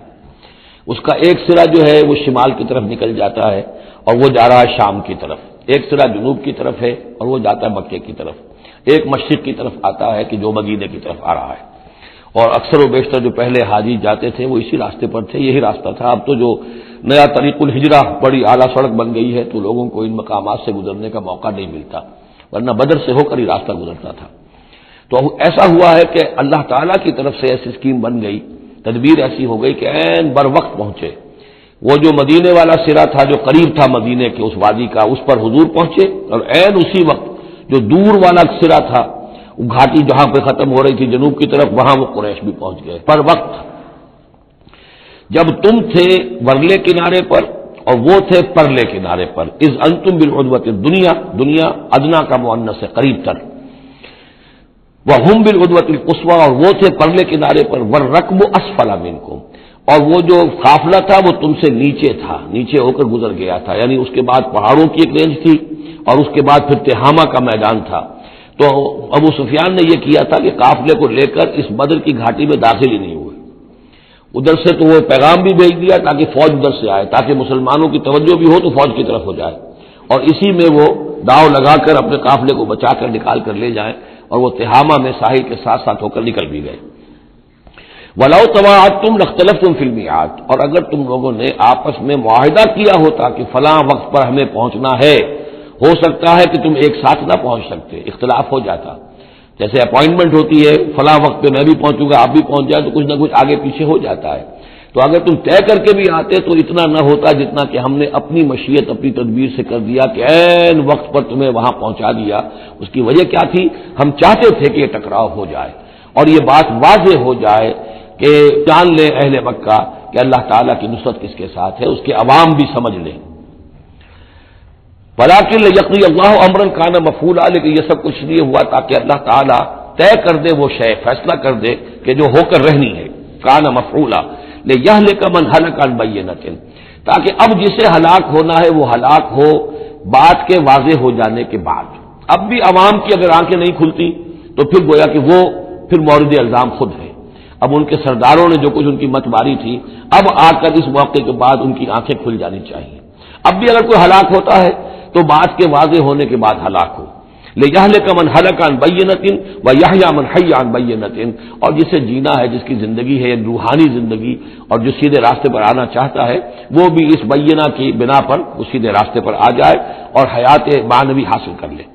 وَإِنَّ اللَّهَ لَسَمِيعٌ عَلِيمٌ، اور یقیناً اللہ سب کو سننے والا اور جاننے والا ہے. اِذْ يُرِيكَهُمُ اللَّهُ فِي مَنَامِكَ قَلِيلًا، جبکہ اللہ تعالیٰ آپ کو دکھا رہا تھا اے نبی ان کو آپ کی نیند میں کم. حضور نے خواب میں دیکھا کہ کوئی بڑی طاقت نہیں ہے، بڑی تھوڑی سی جمعیت ہے قریش کی جو آئی ہے، حالانکہ 1000 کا لشکر تھا۔ وَلَوْ أَرَاكَهُمْ كَثِيرًا، اور اگر آپ کو دکھایا ہوتا کہ وہ بڑی بڑی تعداد میں آ رہے ہیں، لَفَشِلْتُمْ، اور آپ نے وہ بات بتائی ہوتی صحابہ کرام کو، اپنے ساتھیوں کو، تو اے مسلمانوں پھر تم کمزوری دکھاتے، تم ڈھیلے پڑ جاتے۔ وَلَا تَنَازَعْتُمْ فِي الْأَمْرِ، اور معاملے کے اندر پھر کوئی ایک اور تنازع کھڑا ہو جاتا کہ ہمیں یہاں جنگ کرنی بھی چاہیے کہ نہیں۔ ولیکن اللہ سلم، لیکن اللہ تعالیٰ نے سلامتی پیدا فرما دی۔ انہ علیم بذات الصدور، یقیناً وہ جو کچھ سینوں کے اندر ہے اس سے واقف ہے۔ اس کی توجیہ یہ کی ہے مفسرین نے کہ اگرچہ نبی کا خواب جھوٹا نہیں ہو سکتا، یہ نہیں تھا کہ حضور کو جو خواب دکھایا گیا وہ غلط تھا، اصل میں ان کی جو معنوی حقیقت تھی وہ دکھا دی گئی۔ ایک ہے کسی شے کے اندر جو کمیت ہے، کوانٹیٹیو ایلیمنٹ ہے اس کا، ایک ہے جو اس کی کیفیت ہے، جو اس کے اندر اصل حقیقت ہے۔ تو یہ بات جو ہے اچھی طرح سمجھ لینے کی ہے کہ مکے سے جو اصل نفری آئی تھی وہ تو ان عوام الناس کی تھی کہ جن کو معلوم تھا کہ محمد ہمارے بہترین آدمی ہیں صلی اللہ علیہ وسلم، اور جو ان کے ساتھی ہیں وہ ہمارے گلے سرسبد ہیں، ہمارے خاندان کے قریش کے بہترین لوگ ہیں، اور پھر یہ کہ انہوں نے کوئی جرم نہیں کیا ہے، کوئی ظلم نہیں کیا ہے، وہ صرف ایک خدا واحد کا کے ماننے والے اور جو ہے وہ نیکیوں کا حکم دینے والے ہیں۔ تو جو ان کے ہاں جو بھی جس کو ہم کہتے ہیں سائلنٹ میجورٹی، عوام الناس، ان کے دل اپنے لیڈروں کے ساتھ نہیں تھے۔ آ تو گئے تھے وہ، ظاہر ان کا جبر تھا، ان کا فیصلہ تھا، لیڈروں کا حکم تھا، آ گئے تھے، لیکن مارے باندھے کو آئے ہوئے تھے۔ ان کے دلوں کے اندر وہ بات نہیں تھی کہ جو کسی ایسے لشکر میں ہوتی ہے کہ جو سمجھتا ہے اپنے آپ کو برحق، ہم حق کے لیے لڑ رہے ہیں، تو اس کے اندر جو طاقت ہوتی ہے اس لڑنے والے کے اندر، وہ اس شخص میں نہیں ہوتی کہ جو مارے باندھے کو لے آیا گیا ہو اور خود اسے اپنے دل میں یہ یقین نہ ہو کہ میں حق کے لیے لڑ رہا ہوں۔ اس اعتبار سے معنوی طور پر جو ان کی کیفیت تھی اس کے اعتبار سے وہ واقعتاً کم تھے۔ تو حضور کو خواب میں اللہ تعالیٰ نے ان کی اصل حقیقت دکھائی۔ وَإِذْ يُرِيكُمُوهُمْ إِذَا الْتَقَيْتُمْ فِي أَعْيُنِكُمْ قَلِيلًا وَيُقَلِّلُكُمْ فِي أَعْيُنِهِمْ، مزید برآں اللہ نے یہ کیا کہ جب دونوں لشکر ٹکرائے ہیں تو ایسی کیفیت پیدا کر دی کہ مسلمانوں کو بھی وہ تھوڑے لگ رہے تھے کہ کوئی زیادہ لوگ نہیں ہیں، اور انہیں بھی مسلمان تھوڑے نظر آ رہے تھے۔ یعنی یہ کہ ہر صورت اللہ نے ایسی بنا دی تھی کہ جنگ ہو اور ڈٹ کر ہو، تاکہ یہ صورتحال جو ہے یوم الفرقان ہونا اس کا بالکل واضح ہو جائے۔ اگر کسی وجہ سے وہ کرنی کتراک جاتا معاملہ اور جنگ نہ ہوتی، مقابلہ نہ ہوتا، تو جس طریقے سے کہ اللہ اس کو فیصلہ کن دن بنا دینا چاہتا تھا، یوم الفرقان، فیصلے کا دن، وہ صورتحال پیدا نہ ہوتی۔ لَيَقْضِيَ اللَّهُ أَمْرًا كَانَ مَفْعُولًا، تاکہ اللہ پورا کر دے اس معاملے کو کہ جو ہونے والا ہی تھا۔ وَإِلَى اللَّهِ تُرْجَعُ الْأُمُورُ، اور تمام معاملات بالآخر تو اللہ ہی کی طرف لوٹا دیے جائیں گے۔ یا ایھا الذین آمنوا اذا لقیتم فئۃ فاثبتوا، اے اہل ایمان جب بھی اب تمہارا، اب چونکہ دور شروع ہو گیا ہے، اب تمہاری جد و جہد جو ہے وہ آخری مرحلے میں داخل ہو چکی ہے، مسلح تصادم کا آغاز ہو چکا ہے، اور یہ تو ابھی پہلی جنگ ہے، ابھی جنگیں اور آنی ہیں، اگلے ہی سال غزوہ احد ہو گیا۔ جب بھی تمہارا مقابلہ ہو کسی فوج سے فاثبتوا، پہلا حکم تو یہ ہے کہ پھر ثابت قدم رہو، قدم جمائے رکھو۔ دوسرا حکم واذکروا اللہ کثیرا، اور اللہ کا ذکر کرو کثرت کے ساتھ، لعلکم تفلحون، تاکہ تم فلاح پاؤ۔ تمہاری جو طاقت ہے وہ اللہ تعالیٰ کے بھروسے پر ہے۔ واصبر وما صبرک الا باللہ، ایک بندہ مومن کا صبر جو ہے وہ اللہ کے بھروسے پر ہے، لہذا اللہ یاد رہے گا، اللہ کے ساتھ قلبی تعلق، روحانی تعلق استوار ہوگا تو تم ثابت قدم رہو گے، اور اگر اللہ سے رشتہ ٹوٹ گیا، قلبی رشتہ، روحانی رشتہ، تو پھر تمہارے اندر جان نہیں ہوگی۔ اور تیسرا حکم وہ اطیعوا اللہ ورسولہ، اور دیکھو تیسرا حکم یہ ہے کہ جو ڈسپلن ہے اس کی پابندی کرو، حکم مانو اللہ کا اور اس کے رسول کا۔ اب ویسے تو یہاں اللہ کا حکم بھی کہا گیا ہے، لیکن ظاہر بات ہے کہ وہاں تو ہر وقت جو حکم آتا تھا وہ رسول کا حکم آتا تھا، اس لیے کہ قرآن بھی آ رہا ہے تو رسول کی زبان سے ادا ہو رہا ہے، اور رسول اپنی جانب سے اپنی اجتہاد کے تحت، اپنی رائے کے تحت، اپنی تدبیر کے تحت کوئی رائے دے رہے ہیں تو بھی حضور کی زبان مبارک سے ادا ہو رہا ہے۔ تو ویسے کہنے کو یہ اللہ اور اس کے رسول کی اطاعت کرو، لیکن عملاً وہ رسول اطاعت بن جاتی ہے۔ بمصطفیٰ برساں خیش را کے دی ہما است، واطیعوا اللہ ورسولہ ولا تنازعوا، اور دیکھو آپس میں جھگڑو نہیں۔ یہی وہ الفاظ آئے ہیں جو سورہ آل عمران میں ہم پڑھ چکے ہیں۔ وَلَقَدْ صَدَقَكُمُ اللَّهُ وَعْدَهُ إِذْ تَحُسُّونَهُم بِإِذْنِهِ حَتَّىٰ إِذَا فَشِلْتُمْ وَتَنَازَعْتُمْ فِي الْأَمْرِ وَعَصَيْتُم مِّن بَعْدِ مَا أَرَاكُم مَّا تُحِبُّونَ۔ اب یہ ایک سال بعد ہونے والا ہے، یہ ایک سال پہلے ان سے کہا جا رہا ہے نظم کی پابندی کرو، اطاعت رسول پر کاربند رہو، ولا تنازعوا، اختلاف نہ کرو، جھگڑا نہ ڈالو، فتفشلوا تو تم ڈھیلے پڑ جاؤ گے، وتذهب ريحكم اور تمہاری ہوا اکھڑ جائے گی، واصبروا اور ثابت قدم رہو، ان اللہ مع الصابرین یقیناً اللہ تعالیٰ صابروں کے ساتھ ہے، اللہ کی نصرت تائید اہل صبر کے ساتھ ہے۔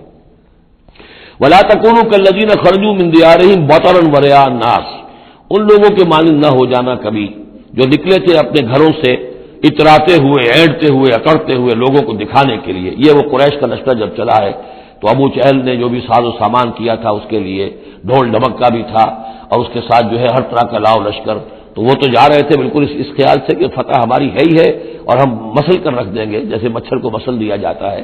یہ مسلمان ہے ہی کتنے، وہ جو ہے خوب اپنے شان و شوکت کا مظاہرہ کرتے ہوئے جا رہے تھے۔ وَيَصُدُّونَ عَن سَبِيلِ اللَّهِ، اور حقیقت کیا تھی کہ اللہ کے راستے سے روک رہے تھے۔ وَاللَّهُ بِمَا يَعْمَلُونَ مُحِيطٌ، اور جو کچھ وہ کر رہے تھے اللہ اس کا احاطہ کیے ہوئے تھا، اللہ کے قابو سے باہر جانے والی ان کی کوئی تدبیر نہیں تھی۔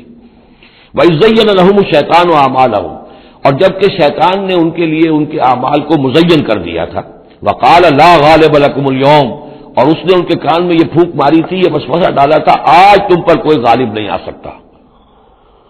مکے سے نکلی ہو نفری اور 1000 کی، یہ تو گویا کہ بڑی انہونی سی بات تھی، عرب کے اندر اس طرح کے مواقع بہت کم آتے تھے، تو گویا کہ وہ نے پٹیاں پڑھاتا آ رہا تھا، پھونکے مارتا آ رہا تھا، آپ پر کوئی غالب نہیں آ سکتا۔ لا غالب لکم اليوم من الناس، کوئی انسانوں میں سے تم پر غالب نہیں آ سکتا، وانی جار لکم، اور میں بھی تمہارے ساتھ ہی ہوں۔ فلما تراءت الفئتان، اور جب دونوں لشکروں نے ایک دوسرے کو دیکھا، آمنے سامنے ہوئی، نکص علی عقبیہ، تو وہ شیطان اپنی ایڑیوں کے بل پیچھے مڑ گیا، بھاگا، وقال، اور اس نے کہا انی بریء منکم، میں تم سے لا تعلق ہوں، میرا تم سے کوئی تعلق نہیں، انی ارا ما لا ترون، میں وہ کچھ دیکھ رہا ہوں جو تم نہیں دیکھ رہے۔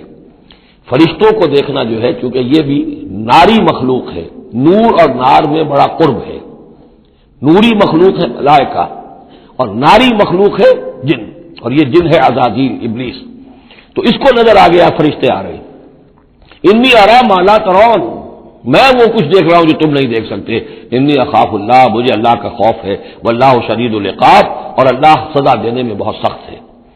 اذ یقول المنافقون والذین فی قلوبہم مرض، اب یہ ایک نقشہ تو یہ تھا کہ جب چلے آ رہے تھے قریش کا لشکر لے کر ابو جہل اور اس کے ساتھی سردار، اور ادھر شیطان بھی ان کو پہلے تو پیٹ ٹھوکتا ہوا آ رہا ہے، اور عین وقت پر جو ہے وہ ان کو ساتھ چھوڑ کر بھاگا ہے۔ ادھر جب مدینے کے اندر اب جہاں وہاں سے مسلمان چلے تھے، حضور چلے تھے، تو جو کوئی منافق پیچھے رہ گئے تھے وہ اب باتیں کر رہے تھے۔ اذ یقول المنافقون والذین فی قلوبہم مرض، جبکہ کہہ رہے تھے وہ منافق لوگ اور وہ لوگ کہ جن کے دلوں میں روگ تھا، غر ہؤلاء دینہم، ان مسلمانوں کو تو ان کے دین نے بالکل دھوکے میں ڈال دیا ہے، مت ماری گئی ہے، دماغ خراب ہو گیا ہے، قریش سے ٹکرانے چلے ہیں، ان کی عقل جواب دے گئی ہے۔ ہم تو پہلے بھی سمجھتے تھے کہ یہ سفہاء ہیں، بے وقوف ہیں، احمق ہیں، لیکن اب تو معلوم ہوتا ہے کہ سرے سے مت ماری گئی، غر ہؤلاء دینہم، ان کے دین نے ان کی مت مار دی۔ ومن یتوکل علی اللہ فإن اللہ عزیز حکیم، انہیں کیا پتا کہ جو کوئی توکل کرے اللہ پر تو اللہ تعالیٰ زبردست ہے، حکمت والا۔ ولو تری یتوفی الذین کفروا الملائکۃ، اور کاش تم دیکھ سکتے جبکہ قبض کرتے ہیں فرشتے ان کافروں کو، ان کی جانوں کو، یضربون وجوہہم، ان کے چہروں پر ضرب لگاتے ہوئے، وادبارہم، اور ان کی پیٹھوں پر، وذوقوا عذاب الحریق، اور کہتے اب چکھو جلنے کا عذاب، ذالک بما قدمت ایدیکم، اور یہ وہ کچھ ہے جو تمہارے اپنے ہاتھوں نے آگے بھیجا ہے، وان اللہ لیس بظلام للعبید، اور یہ کہ اللہ تو ہرگز اپنے بندوں کے حق میں ظالم نہیں ہے، ظلم کرنے والا نہیں ہے۔ کداب آل فرعون والذین من قبلہم، جیسے کہ معاملہ ہوا آل فرعون کا اور ان کا جو ان سے پہلے تھے۔ آل فرعون سے پہلے قوم شعیب سے پہلے صدوم اور عبورہ کی بستیاں، ان سے پہلے قوم سمود، ان سے پہلے قوم عاد، ان سے پہلے قوم نوح، یہ ہم سورہ اعراف کے اندر یہ ساری چیزیں پڑھ کر آئے۔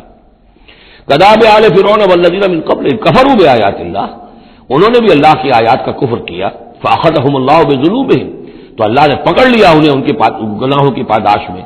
ان اللہ قوی شدید العقاب، یقیناً اللہ تعالیٰ قوی ہے، قوت والا ہے، زور آور ہے، اور سزا دینے میں سخت ہے۔ ذالک بان اللہ لم یکن مغیرا نعمۃ انعمها علی قوم حتی یغیروا ما بانفسہم، یہ اس لیے ہے کہ اللہ تعالیٰ کا یہ طریقہ نہیں ہے کہ کوئی نعمت جو اس نے کسی قوم کو دی ہو اس میں تغیر کر دے جب تک کہ وہ قوم اپنے اندر کی کیفیت کو متغیر نہ کر دے. یعنی یہ ہر قوم جو اٹھی تھی اسی شکل میں اٹھی تھی کہ اللہ تعالیٰ نے ایک نبی بھیجا. جیسے کہ قوم ہود ختم ہوئی تو حضرت ہود اور ان کے ساتھیوں کے ذریعے سے ایک نئی قوم وجود میں آئی جو آگے چل کر سمود کہلائی. تو یہ لوگ کون تھے؟ یہ لوگ تھے جن کو اللہ نے نعمت دی تھی، انعام دیا تھا، احسان کیا تھا، ایمان انہیں ملا تھا.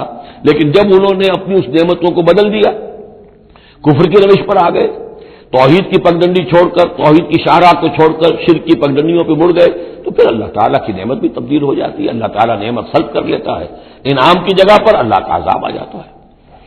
ذالک بأن اللہ لم یکن مغیرا نعمتا انعمها علی قوم حتی یغیروا ما بانفسہم. یہی ہے جو مضمون آگے بھی آئے گا سورہ رعد میں بھی، اور اس کو پھر یہ کہ اردو میں بھی ایک شعر میں لوگوں نے پیش کیا ہے کہ خدا نے آج تک اس قوم کی حالت نہیں بدلی، نہ ہو جس کو خیال آپ اپنی حالت کے بدلنے کا. قوموں کے اپنے اندر کے حالات بدلتے ہیں تو پھر تقدیر بدلتی ہے. صرف خواہش سے، وشفل تھنکنگ سے، امانی سے کوئی بات نہیں ہوا کرتی. اور قوم ظاہر بات ہے کہ افراد پر مشتمل ہوتی ہے. پہلے کچھ افراد بدلیں گے، ان کے اندر قلب ماہیت ہوگی، ان کا باطن بدلے گا، ان کی سوچ، ان کے نظریات، ان کے خیالات، ان کے مقاصد، ان کی دلچسپیاں، ان کی امنگیں تبدیل ہو جائیں گی. یہ اندر کے بدلے ہوئے لوگ جو ہیں جب کثیر تعداد میں ہوں گے تو پھر یہ مل جل کر زور لگائیں گے، طاقت لگائیں گے، معاشرے کو بدل دیں گے. اور پھر یہ اس طریقے سے کہ انقلاب آئے گا. کیوں بجاں در رفت جہاں دیگر شود، جہاں کے دیگر شد جہاں دیگر شود.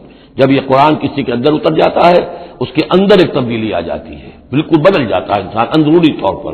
اور یہ اندرونی تبدیلی ہے جو عالمی انقلاب تک ممتد ہو سکتی ہے.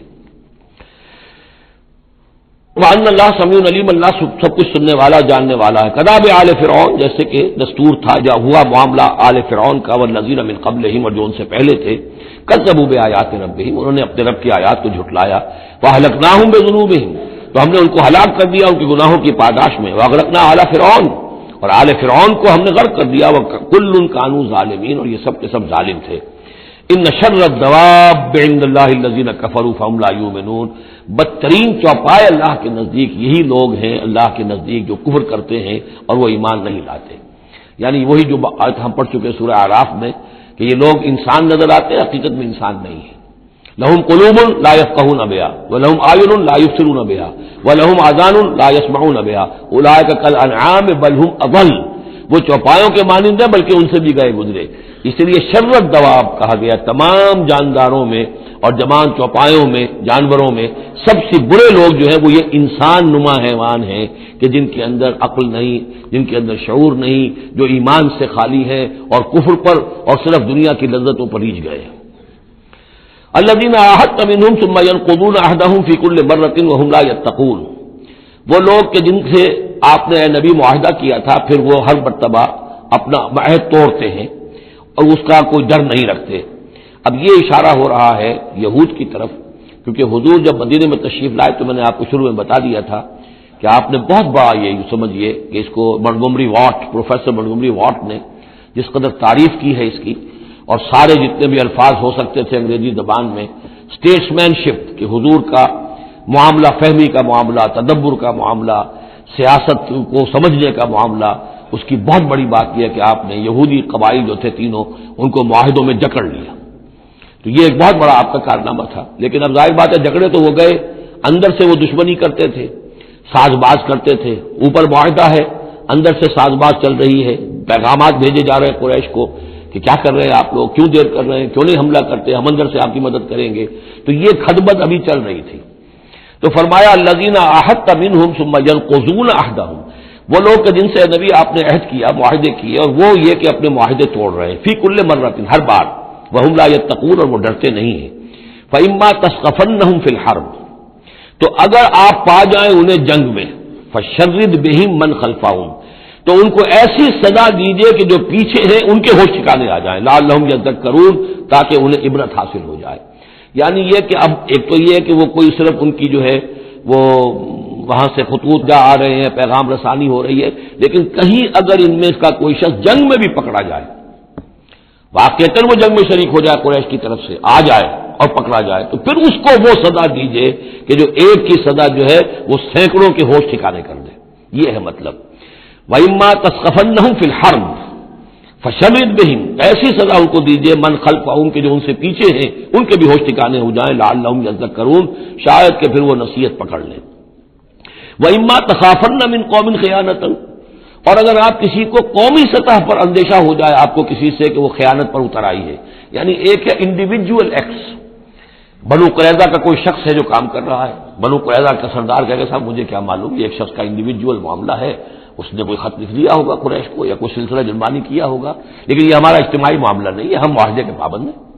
بنو قینقاع کا کوئی شخص ہے اس نے کر دیا، تو اس کے لیے تو پہلا حکم آ گیا، وہ کہیں اگر مل جائے، جنگ میں مل جائے، کیونکہ ویسے تو اسے ہاتھ نہیں لگا سکتے، معاہدہ ہے ان کے ساتھ، تو معاہدہ ہے، اس کو کیا سزا دیں گے، لیکن یہ کہ جنگ میں کہیں آ جائے، اتنی جرأت کر جائے تو پھر اس کو وہ سزا دیجیے گا کہ جو پیچھے بیٹھے ہوئے ہیں، جو ڈورے ہلا رہے ہیں، تارے ہلا رہے ہیں، ان کو بھی ہوش ٹھکانے آ جائے۔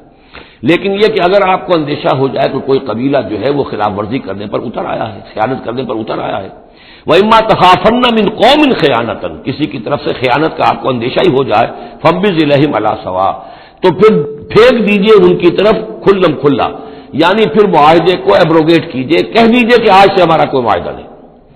یہ نہیں ہے کہ معاہدہ بھی قائم رہے اور آپ ان کے خلاف اقدام بھی کر دیں، یہ صحیح نہیں، اس لیے کہ یہ مقام جو ہے اخلاقی اعتبار سے بھی غلط ہے، اور خاص طور پر آپ کا مقام، مقام نبوت، اس کے اعتبار سے کسی درجے میں بھی نہیں ہے کہ کسی قوم کے ساتھ معاہدہ بھی ہے، آپ کو اندیشہ ہے کہ وہ خیانت کر رہے ہیں تو آپ کھلم کھلا اعلان کر دیجئے کہ آج سے میرا اور تمہارا کوئی معاہدہ نہیں، پھر اقدام کیجیے۔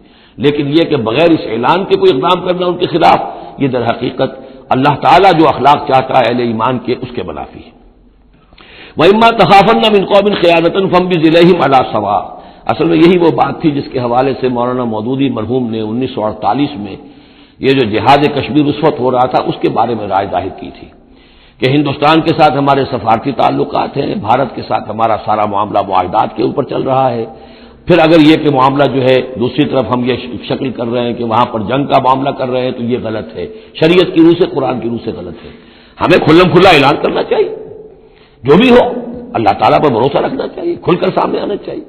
یہ یا کہ میز کے اوپر تو معاہدہ ہے، ہاتھ مل رہے ہیں اور میز کے نیچے سے ٹانگیں گھسیٹی جا رہی ہیں، یہ دنیا داروں کا دھندا تو ٹھیک ہے، لیکن اسلام کی روح سے ایک اسلام کے نام پر بننے والی مملکت کی حکومت کا یہ طرز عمل درست نہیں ہے۔ یہ تھا وہ معاملہ جو سن 48 میں مولانا مودودی نے یہ رائے ظاہر کی تھی، اور اس پر پھر کافی ان کے خلاف جو ہے عوامی جذبات جو ہیں وہ بہت بلند ہو گئے تھے، مشتعل ہو گئے تھے، اس لیے کہ عوام کی اپنی سوچ ہوتی ہے۔ وَإِمَّا تَخَافَنَّ مِنْ قَوْمٍ خِيَانَةً فَانبِذْ إِلَيْهِمْ عَلَىٰ سَوَاءٍ، معاہدہ ان کے منہ پر دے مارو، ان اللہ لا يحب الخائنین، یقیناً اللہ تعالیٰ کو خیانت کرنے والے پسند نہیں ہے۔ وَلَا يَحْسَبَنَّ الَّذِينَ كَفَرُوا سَبَقُوا، اور نہ سمجھے وہ لوگ جنہوں نے کفر کیا ہے کہ وہ بچ نکلے ہیں، یعنی یہ کہ اب اگر کچھ لوگ بچ کے بھی تو چلے گئے نا، آخر 1000 کی نفری آئی تھی، انہم لا یعجزون، یہ جو بچ کر چلے گئے وہ یہ نہ سمجھے کہ وہ اللہ کو عاجز کر دیں گے، وہ عاجز نہیں کر سکیں گے۔ وَأَعِدُّوا لَهُم مَّا اسْتَطَعْتُمْ، اور اے مسلمانوں اب جب یہ نیا دور شروع ہو ہی گیا ہے تمہاری اس دعوت و تحریک کا، تو اب پوری طریقے سے اپنے امکان بھر سامان حرب تیار کرو۔ اعدوا لہم، اعداد تیاری کرنا، اسلحہ تیار کرو، سامان جنگ تیار کرو، گھوڑے تیار رکھو، رسالہ تمہارا ہونا چاہیے، جو بھی تمہارے لیے ممکن ہے۔ یہ توکل کا مطلب یہ نہیں ہے کہ تم ہاتھ پر ہاتھ دھر کر بیٹھ رہو اللہ تمہاری مدد کرے گا۔ اعدوا لہم ما استطعتم، اپنی استطاعت جو ہے اس کی حد تک تو پوری تیاری کرو، من قوت، طاقت سے بھی، ومن رباط الخیل، اور پلے ہوئے گھوڑوں کے ذریعے سے بھی، اس لیے کہ اس زمانے میں جنگ کے لیے سب سے زیادہ جو مؤثر شے تھی آپ کو معلوم ہے وہ گھوڑا، تیز رفتار ہے، اونٹ جو ہے تیز دوڑ نہیں سکتا ہے، اور اسی حوالے سے آج سمجھ لیجیے ہمارے لیے بہت اہم مسئلہ ہے یہ، اللہ تعالیٰ نے شاید عالم اسلام میں پورے میں پتہ نہیں 50 60 70 کتنے ملک دنیا میں ہیں مسلمان کہلاتے ہیں، ایک ملک ہے صرف جسے ایٹمک صلاحیت دی ہے، اور یہ امانت پوری امت مسلمہ کی ہے، مسلمانوں نے پاکستان کے پاس، اور اس کے بارے میں اگر امریکہ کا دباؤ قبول کر لیا گیا تو یہ سب سے بڑی خیانت ہوگی اللہ کے ساتھ، امت مسلمہ کے ساتھ، اللہ کے دین کے ساتھ۔ وہ اسرائیل لے کر بیٹھا ہوا ہے ایٹم بم کے، اس کے پاس انبار لگے ہوئے، لیکن یہ ہے کہ ساری پالیسی جو چل رہی ہے وہ یہ کسی طریقے سے پاکستان کا، ایک عراق کے بارے میں اندیشہ ہوا تھا کہ اسے ایٹمی دانت نکل سکتے ہیں، اس ایک مرتبہ اس کا وہ ایٹمک پلانٹ جو ہے اس کا بھرکس نکال دیا تھا، دوسری مرتبہ یہ کہ اس کا پورا بھرکس ہی نکل گیا، اگلا پچھلا کھایا پیا سب اگلوا دیا۔ اور پاکستان پر سارا دباؤ، ساری ڈپلومیسی جو بھی چل رہی ہے اس وقت، کان کھولنے کی اور آنکھیں کھول کر دن گزارنے کی ضرورت ہے۔ ہمیں حکم یہ ہے کہ جو بھی اللہ نے تمہیں دیا ہے، تمہارا امکان، جو بھی تمہارے پاس امکانی طاقت ہے، اسے سنبھال کر رکھو، ڈیٹرنٹ۔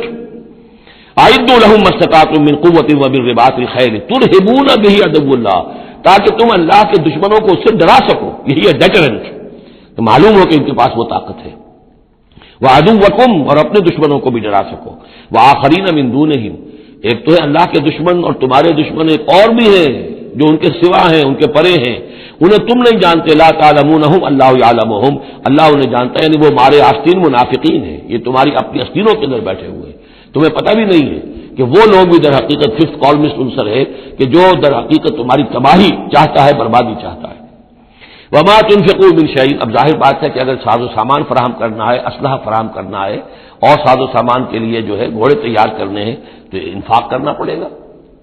انفقوا مما رزقناکم وما تنفقوا من شیء فی سبیل اللہ یوفی الیکم، اور دیکھو جو کچھ بھی تم خرچ کرو گے اللہ کی راہ میں، وہ پورا پورا تمہیں مل جائے گا، پورا پورا دیا جائے گا، وانتم لا تظلمون، اور تم پر کوئی زیادتی نہیں ہوگی، تمہاری کوئی حق تلفی نہیں ہوگی۔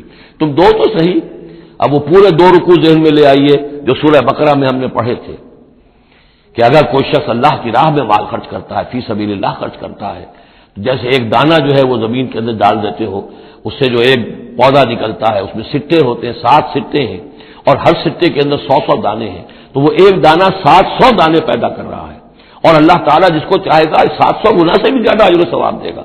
کہاں سیت کر رکھ رہے ہو اپنے پیسے، خرچ کر دو اسے، اس لیے کہ اب اس دعوت کا اور اس تحریک کا اور محمد رسول اللہ کی جو جد و جہد ہے اس کا وہ مرحلہ آ گیا ہے کہ اب ساز و سامان اور کیل کانٹے سے لیس ہونا ضروری ہے۔ وَأَعِدُّوا لَهُم مَّا اسْتَطَعْتُم مِّن قُوَّةٍ وَمِن رِّبَاطِ الْخَيْلِ تُرْهِبُونَ بِهِ عَدُوَّ اللَّهِ وَعَدُوَّكُمْ وَآخَرِينَ مِن دُونِهِمْ لَا تَعْلَمُونَهُمْ اللَّهُ يَعْلَمُهُمْ وَمَا تُنفِقُوا مِن شَيْءٍ فِي سَبِيلِ اللَّهِ يُوَفَّى إِلَيْكُمْ وَأَنتُمْ لَا تُظْلَمُونَ وَإِن جَنَحُوا لِلسَّلْمِ فَانجَحْ لَهَا، اور اے نبی اگر وہ اپنے بازو اپنے کندھے نیچے گرا دے امن کے لیے، صلح کے لیے، اگر قریش آمادہ ہو جاتے ہیں تو آپ بھی جھک جائیے، کوئی بات نہیں، صلح کر لیجیے۔ وَتَوَکَّلْ عَلَى اللَّهِ، اللہ پر توکل کیجیے، یعنی یہ کہ اگر وہ صلح کرنے کے اوپر آمادہ ہے صلح کر لیجیے، اور ڈریے نہیں کہ ہو سکتا ہے وہ چال چل رہے ہوں، نہیں، صلح کا جواب صلح سے دیجیے، لیکن یہ کہ اللہ پر توکل کیجیے، وہ السمیع العلیم، وہ سب کچھ انہ هو السمیع العلیم، یقیناً وہ سب کچھ سننے والا اور جاننے والا ہے۔ وَإِن يُرِيدُوا أَن يَخْدَعُوكَ، اور اگر وہ چاہتے ہو کہ آپ کو دھوکہ دے دیں، فَإِنَّ حَسْبَكَ اللَّهُ، تب بھی آپ نہ گھبرائیں، آپ کے لیے اللہ کافی ہے، اللہ کی طرف سے ضمانت ہے۔ هُوَ الَّذِي أَيَّدَكَ بِنَصْرِهِ وَبِالْمُؤْمِنِينَ، وہی تو ہے اللہ جس نے اے نبی آپ کی مدد کی ہے اپنی نصرت سے اور اہل ایمان کے ذریعے۔ یہ ذرا نوٹ کیجیے، اللہ نے محمد کی مدد کی ہے اہل ایمان کے ذریعے، یعنی اللہ تعالیٰ کا یہ فضل ہوا محمد رسول اللہ صلی اللہ علیہ وسلم پر کہ ایسے صحابہ عطا فرمائے جو مخلص تھے کہ جہاں آپ کا پسینہ گرا وہاں انہوں نے اپنی خون کی ندیاں بہا دی۔ حضرت موسیٰ کو ایسے ساتھی میسر نہیں آئے، کیا حال تھا جبکہ ان کو کہا گیا اللہ کی راہ میں جنگ کرو، اور ان کا فضا بولتا وہ رب کا فقاتل انا ہؤلاء قاعدون، جاؤ تم جاؤ، ہم بیٹھے ہیں یہاں۔ رب انی لا املک الا نفسی واخی فافرق بیننا وبین القوم الفاسقین۔ یہاں یہ ہوا تھا جب دوسری مرتبہ مقام صفرا پر جب ہوئی ہے جو مشاورت، اور وہ بڑی یوں سمجھیے کہ کانٹے کی مشاورت تھی، وہاں بھی کچھ لوگ زور دے رہے تھے مسلسل کہ چلیے ہمیں چلنا چاہیے پہلے قافلے کی طرف، وہ تو آپ کو سیرت کی کتابوں میں پڑھنا ہوگا، لیکن یہ ہے کہ اس وقت حضور کا منشا یہ تھا، آپ بار بار کہ اچھا آپ اور لوگ مشورہ دیں، اور لوگ بھی مشورہ دیں۔ حضرت مقداد نے کھڑے ہو کر یہی بات کہی رضی اللہ تعالیٰ عنہ، اے نبی آپ ہمیں موسیٰ کے ساتھی نہ سمجھیے جنہوں نے کہہ دیا تھا فَثَبَتْنَا وَرَبُّكَ فَقَاتِلْ إِنَّا هُنَا قَاعِدُونَ، ہم آپ کے ساتھی ہیں، آپ جو حکم دیں ہم حاضر ہیں۔ حضرت ابوبکر نے تقریر کی، حضرت عمر نے تقریر کی، حضور دیکھ رہے ہیں انصار کا کیا منشا ہے، ان کی کیا رائے ہے۔ پھر کھڑے ہوئے حضرت سعد، انہوں نے کہا ہے کانک تعنینا یا رسول اللہ، اے اللہ کے رسول شاید آپ کا روح سخن ہماری جانب ہے، شاید اس وجہ سے کہ ہمارا جو معاہدہ ہوا تھا بیعت عقبہ ثانیہ میں وہ یہ تھا کہ اگر مدینے پر حملہ ہوگا تو ہم آپ کی حفاظت کریں گے، شاید یہ گمان ہے آپ کا۔ فإنا آمنا بک وصدقناک، ہم آپ پر ایمان لا چکے، ہم نے آپ کی تصدیق کی، ہم نے آپ کو اللہ کا رسول مانا، اب ہمارے پاس کوئی آپشن نہیں ہے۔ خدا کی قسم اگر آپ اپنا گھوڑا سمندر میں ڈال دیں گے ہم بھی آپ کے پیچھے اپنی سواریاں سمندر میں ڈال دیں گے، اور خدا کی قسم اگر آپ ہمیں کہیں گے ہم اپنی اونٹنیوں کو دبلا کر دیں گے، برق الغماد تک جا پہنچیں گے، یعنی یمن کا شہر ہے برق الغماد، وہاں تک پہنچ جائیں گے چاہے ہماری اونٹنیاں لاغر ہو جائیں۔ اس کے بعد حضور کا چہرہ کھل اٹھا کہ انصار کی طرف سے بھی ان کے ایک رئیس نے یہ بات کہی ہے، پھر آپ نے کہا چلو اب بدر کی طرف۔ تو یہ اللہ تعالیٰ نے گویا کہ حضور کی مدد کی ہے اہل ایمان سے۔ هو الذی ایدک بنصرہ، ایک تو اللہ کی مدد آئی آسمان سے، فرشتے آئے، اور ایک وبالمؤمنین، اور اہل ایمان کے ذریعے سے آپ کی مدد کی ہے۔ من انصاری الی اللہ، کون ہے میرا مددگار اللہ کی راہ میں؟ وَأَلَّفَ بَيْنَ قُلُوبِهِمْ، اور ان اہل ایمان کے دلوں میں اللہ نے محبت پیدا کر دی۔ لَوْ أَنفَقْتَ مَا فِي الْأَرْضِ جَمِيعًا مَا أَلَّفْتَ بَيْنَ قُلُوبِهِمْ، ارے نبی اگر آپ دولت کے ذریعے سے محبت پیدا کرتے کہ لوگوں کو زیادہ سے زیادہ ان کے دل کی نرمی کے لیے، تالیف قلب کے لیے جو ہے پیسے دیے جائیں، اگر زمین کی ساری دولت بھی آپ خرچ کر دیتے تو ان میں یہ تالیف، یہ الفت پیدا نہیں ہو سکتی تھی۔ وَلَٰكِنَّ اللَّهَ أَلَّفَ بَيْنَهُمْ، یہ تو اللہ تعالیٰ ہی نے ان کے مابین یہ الفت پیدا کر دی ہے۔ یہ ہم سورہ آل عمران میں بھی پڑھ چکے ہیں کہ تمہارا معاملہ جو ہے اذ کنتم اعداء فالف بین قلوبکم فاصبحتم بنعمتہ اخوانا، آیت نمبر 103 ہے سورہ آل عمران کی۔ وکنتم علی شفا حفرۃ من النار فانقذکم منها کذالک یبین اللہ لکم آیاتہ لعلکم تہتدون، تم تو تباہی کے آگ کے گڑھے کے کنارے تک پہنچ چکے تھے۔ ولکن اللہ الف بینہم انہ عزیز حکیم، یقیناً وہ زبردست ہے حکمت والا۔ یا ایھا النبی حسبک اللہ ومن اتبعک من المؤمنین، اے نبی آپ کے لیے اللہ کافی ہے اور وہ کہ جو پیروی کر رہے ہیں آپ کی اہل ایمان میں سے۔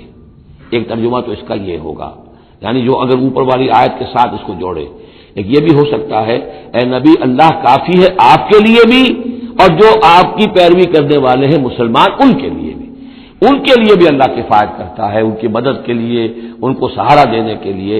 تو یہ ایسی کنسٹرکشن ہے جملے کی کہ دونوں معنی لیے جا سکتے ہیں۔ یا ایھا النبی حرض المؤمنین علی القتال، اب یہ تحرید کا لفظ پھر آ گیا جو سورہ نساء میں ہم پڑھ چکے ہیں۔ وحرض المؤمنین علی القتال، اے نبی شوق دلائیے، ترغیب دلائیے، ابھاریے، ایمان کے جذبات کو ذرا اپیل کیجیے اہل ایمان کے کہ وہ قتال پر آمادہ ہوں۔ یہ میں آپ کو بتا چکا ہوں کہ اعلان عام اس طریقے کا کہ فرض ہے جنگ میں نکلنا ہر مسلمان کے لیے، یہ صرف تبوک میں ہوا سن 9 میں جا کر۔ پورے 9 برس تک قتال فی سبیل اللہ کے لیے تحریض تھی، ترغیب تھی، اور یہ تحریض گاڑی ہو کر تحریض بن گئی، بس لازم نہیں تھا۔ اسی لیے ہم سورہ نساء میں پڑھ چکے ہیں کہ اس کے باوجود جو اس ترغیب کی وجہ سے آگے بڑھے قتال کے لیے نکلے ان کے اونچے درجات ہیں، لیکن یہ کہ جن لوگوں کو چونکہ فرض عین نہیں کیا گیا تھا لہذا اگر کوئی نہیں نکلے تو ان کے اوپر کوئی مواخذہ نہیں۔ لیکن یہ کہ غزوہ تبوک میں نفیر عام تھی کہ ہر صاحب ایمان کا نکلنا ضروری ہے۔ حرض المؤمنین علی القتال ان یکن منکم 20 صابرون، اگر تم میں سے 20 ہوں گے صبر کرنے والے، یغلبوا 200 تو وہ 200 پر غالب آ جائیں گے۔ وَإِن یکن منکم 100، اور اگر ہوں گے تم میں سے 100، یغلبوا 1000، وہ غالب آ جائیں گے 1000 پر، من الذین کفروا، کافروں میں سے، بأنہم قوم لا یفقہون، اس لیے کہ وہ سمجھ نہیں رکھتے۔ سمجھ سے مراد کیا ہے؟ انہیں اپنے موقف کی حقانیت کا یقین نہیں ہے۔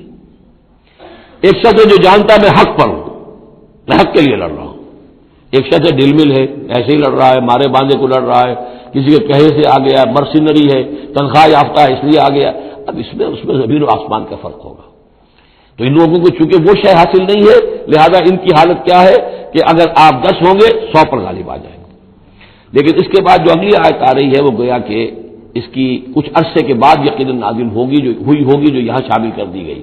الآن خفف اللہ عنکم، اب اللہ نے تم پر سے تخفیف کر دی ہے۔ وعلم ان فیکم ضعفا، اور اللہ کے علم میں ہے یہ بات کہ تمہارے اندر کچھ کمزوری آ گئی ہے۔ لیکن یہ کمزوری کیسے آئی ہے اس کو سمجھ لینا چاہیے۔ سابقون الاولون، مہاجرین اور انصار کے اندر کوئی کمزوری نہیں آئی معاذ اللہ، ابو بکر اور عمر میں یا سعد بن معاذ میں رضی اللہ تعالی عنہم اجمعین، ان میں کوئی کمزوری نہیں آئی۔ لیکن جو نئے مسلمان آ رہے تھے جن کی ابھی تربیت نہیں ہوئی تھی، اوسط گر رہا ہے۔ ظاہر بات ہے جو نئے لوگوں کی تعداد بڑھ رہی ہے، جن کی تربیت اتنی نہیں ہوئی ہے، جن کے اندر ایمان ابھی اتنا گہرا نہیں اترا ہے، اتنا راسخ نہیں ہوا ہے، تو اس کے حوالے سے اب فرض کیجئے کہ 1000 کے اندر پہلے تو ایسے ہوتے تھے کچے پکے جو ہیں وہ 20 ہیں، 50 ہیں، 100 ہیں. اب یہ ہے کہ ان کی تعداد بڑھتی جا رہی ہے اگر، تو نتیجہ کیا ہوگا کہ اوسط جو ہے وہ گر جائے گی. اس اوسط کے اعتبار سے اب تمہارے اندر کچھ کمزوری آ گئی ہے. فَإِن يَكُن مِّنكُم مِّائَةٌ صَابِرَةٌ يَغْلِبُوا مِائَتَيْنِ. اب بھی یہ ہے کہ اگر تمہارے اندر 100 ہوں گے کہ جو صبر کرنے والے ہوں گے وہ 200 پر غالب آ جائیں گے.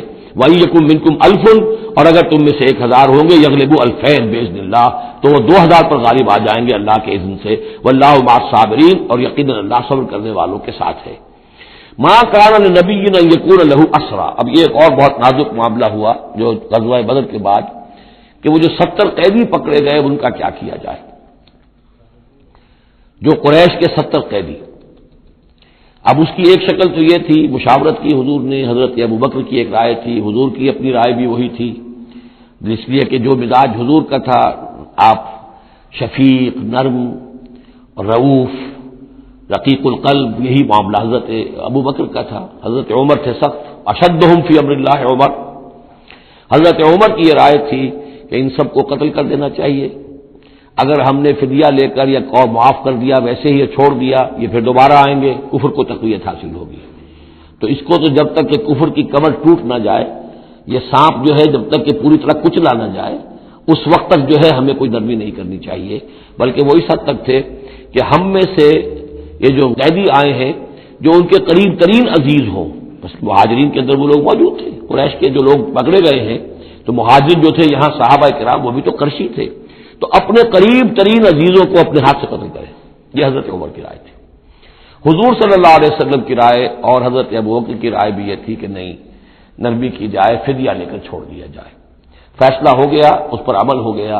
لیکن پھر جو یہ آیت اتری ہے یہ پھر بہت سخت ہے. اس میں اس فیصلے کو غلط قرار دیا گیا. اگرچہ فیصلہ ہو گیا ٹھیک ہے، لیکن یہ کہ اس کے اوپر گرفت ہوئی ہے کہ یہ نہیں ہونا چاہیے تھا. یہ مضمون بنیادی طور پر یہ سورہ محمد میں آئے گا صلی اللہ علیہ وسلم، اور وہاں تفصیل کے ساتھ اس کی پوری بات آ چکی ہے.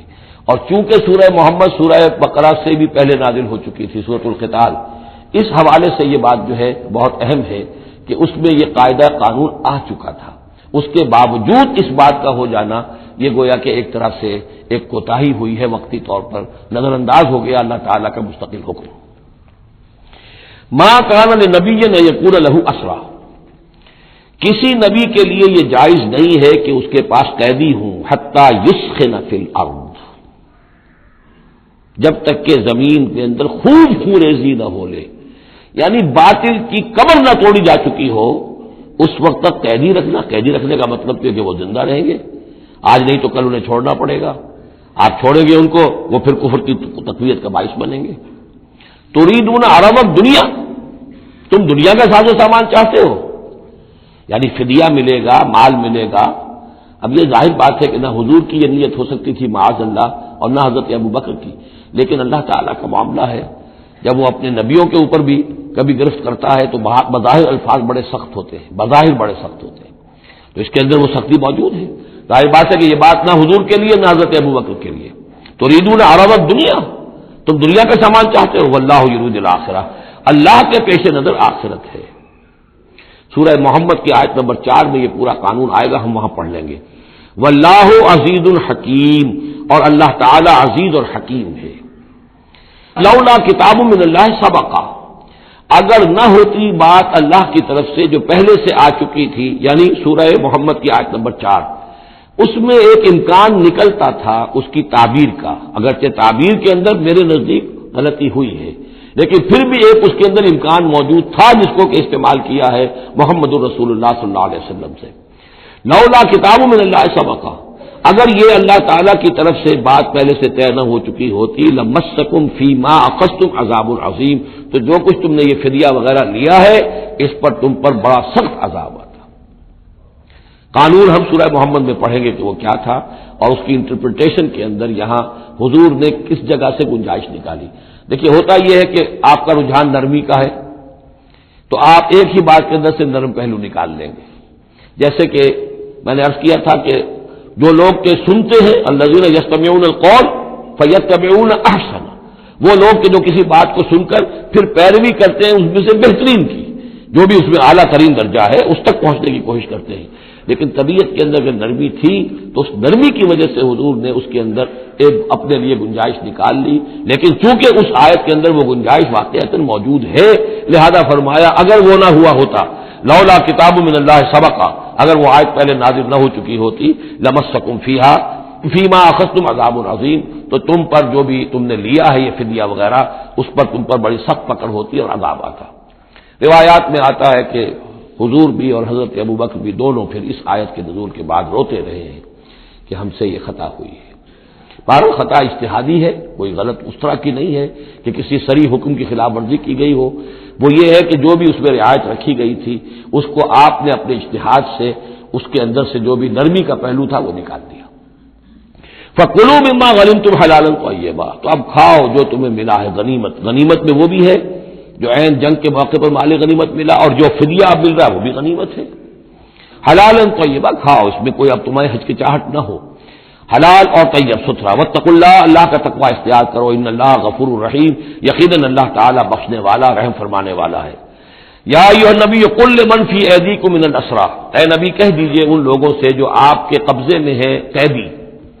اب قیدیوں میں جان لیجئے حضرت عباس ابن عبد المطلب بھی تھے رضی اللہ عنہ، جو حضور کے چچا تھے۔ گمان غالب یہ ہے کہ وہ ایمان تو لا چکے تھے، اپنے ایمان کا اعلان نہیں کیا تھا، لہذا جنگ میں کفار کے ساتھ ہو کر آئے تھے، وہ بھی گرفتار تھے۔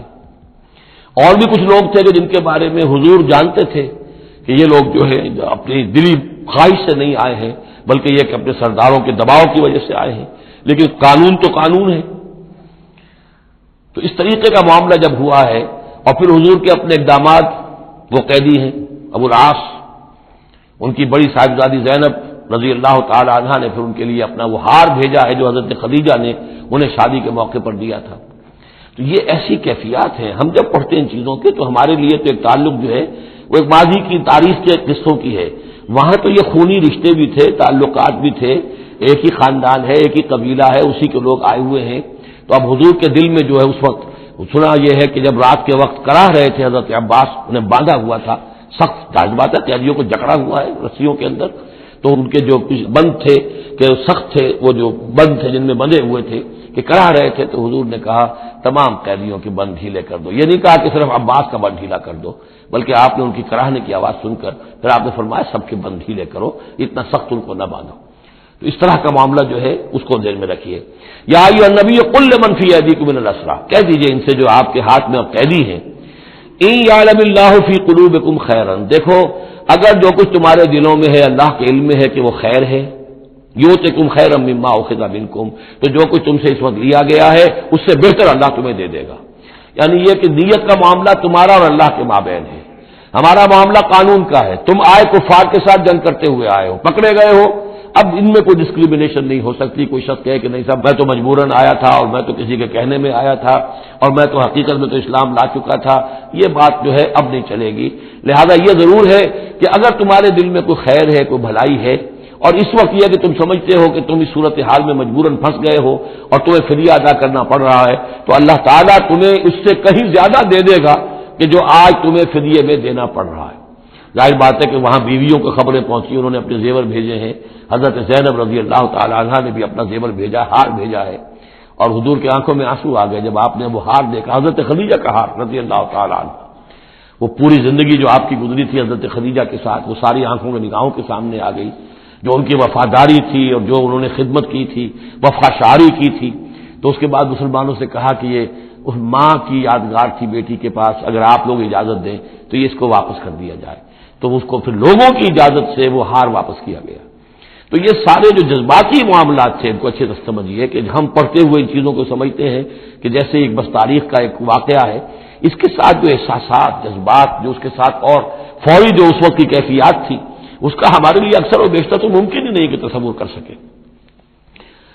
یا ایھا النبی قل لمن فی ایدیکم من الاسریٰ، اے نبی کہہ دیجئے ان لوگوں سے جو آپ لوگوں کے قبضے میں ہیں اس وقت ان قیدیوں میں سے، ان یعلم اللہ فی قلوبکم خیرا، اگر اللہ کے علم میں ہے کہ تمہارے دل میں خیر ہے، یؤتکم خیرا مما اخذ منکم، تو جو کچھ تم سے کیا گیا ہے اللہ اس سے بہتر تمہیں دے دے گا، ویغفر لکم، اور تمہیں بخش دے گا، واللہ غفور الرحیم، اور اللہ غفور الرحیم ہے۔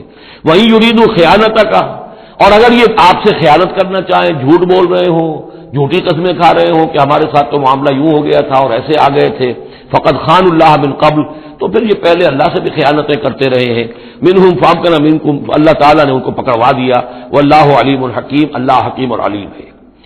اب یہ یوں سمجھیے کہ کنکلوڈنگ آیات ہے سورہ مبارکہ کی، ان الذین آمنوا وہاجروا وجاہدوا باموالہم وانفسہم فی سبیل اللہ والذین آووا ونصروا اولئک بعضهم اولیاء بعض، یقیناً وہ لوگ جو ایمان لائے اور جنہوں نے ہجرت کی اور جہاد کیا اپنے اموالوں اور جانوں کے ساتھ اللہ کی راہ میں، اور وہ لوگ جنہوں نے انہیں پناہ دی اور ان کی مدد کی، اولئک بعضهم اولیاء بعض، یہ وہ لوگ ہیں کہ جو ایک دوسرے کے ساتھی ہیں، رفیق ہیں۔ یہ آپ نے بات سمجھ لی۔ اس وقت تک مسلمان معاشرہ جو ہے یہ دو حصوں میں علیحدہ علیحدہ منقسم تھا، مہاجرین، انصار۔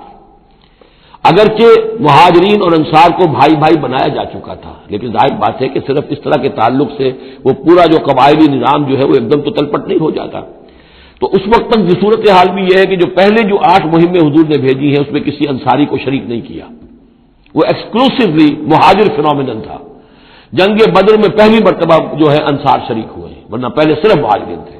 لہذا وہ پہلی آیت جو ہے ان الذین آمنوا، وہ لوگ جو ایمان لائے، وہاجروا، انہوں نے مکے سے ہجرت کی، مدینے آ گئے، وجاہدوا باموالہم وانفسہم فی سبیل اللہ، اور انصار مدینہ تو اب جہاد میں شریک ہوئے ہیں، یہ 1.5 سال سے اس جہاد میں پہلے سے چلے آ رہے ہیں کہ پوری 8 مہمیں جو پہلے کی ہیں وہ ایکسکلوسیو جو ہیں وہ صرف مہاجرین نے کی ہیں۔ وجاہدوا باموالہم وانفسہم فی سبیل اللہ، یہ ایک طبقہ ہو گیا، ایک جماعت ہو گئی۔ والذین آووا، اور انصار کی شان کیا ہے؟ انہوں نے انہیں جگہ دی، پناہ دی، اپنے گھر تقسیم کر دیے، اپنی دکانیں تقسیم کر دی، اور اس طریقے سے مسلمانوں کے لیے اپنے دلوں میں بھی اور اپنے گھروں میں بھی پوری جگہ پیدا کی۔ اولئک بعضهم اولیاء بعض، انہوں نے مدد بھی کی، یہ سب ایک دوسرے کے ساتھی ہیں۔ والذین آمنوا ولم یہاجروا، اور وہ لوگ کہ جو ایمان لائے لیکن ہجرت نہیں کی، ما لکم من ولایتہم من شیء، تمہارا ان کے ساتھ اب کوئی تعلق نہیں۔ آگے چل کر سورہ نساء میں جو بعد میں نازل ہوئی ہیں، پڑھ چکے ہم پہلے، ان میں تو یہ ہے کہ وہ کافر اور منافق قرار دیا گیا، ان کے ساتھ وہی سلوک کرو جو کافروں کے ساتھ ہے، انہیں پکڑو اور قتل کرو، الا یہ کہ کسی ایسی قبیلے سے ہوں جن کے ساتھ تمہارا معاہدہ ہو، وہ پورا قانون وہاں آ گیا ہے۔ لیکن یہاں بھی پہلی بات بتا دی گئی، اب کوئی ولایت باہمی تمہاری ان کے ساتھ نہیں ہے۔ یعنی فرض کیجئے کوئی شخص کہتا ہے میں تو ایمان لا چکا تھا، مجبوراً آئے تھے لیکن ہجرت کیوں نہیں کی؟ جب ہجرت نہیں کی تو اب تمہارا شمار ہوگا انہی لوگوں کے ساتھ جن کے ساتھ تم جنگ کر کے آئے ہو۔ تم یہ نہیں کہہ سکتے کہ میرا تعلق جو ہے اہل ایمان سے شمار کیا جانا چاہیے۔ والذین آمنوا ولم یہاجروا ما لکم من ولایتہم من شیء، تو کوئی تمہاری ان سے رفاقت نہیں ہے، کوئی تعلق نہیں ہے، کوئی عہد نہیں ہے، کوئی قول و قرار نہیں ہے۔ یہ آیت بھی معلوم ہوتا ہے کہ انہی جو اسیر تھے غزوہ بدر کے، انہی کی طرف اصل میں روح سکون ہے، حتیٰ یہاجروا، جب تک کہ وہ ہجرت نہ کریں۔ ہاں واپس جائیں، فدیہ دے کر جائیں، پھر ہجرت کر کے آ جائیں تو ٹھیک ہے، پھر وہ مسلمانوں میں سے ہوں گے، تمہارے بھائی ہوں گے، تمہارے حمایتی ہوں گے اور تم ان کی حمایت کرو گے۔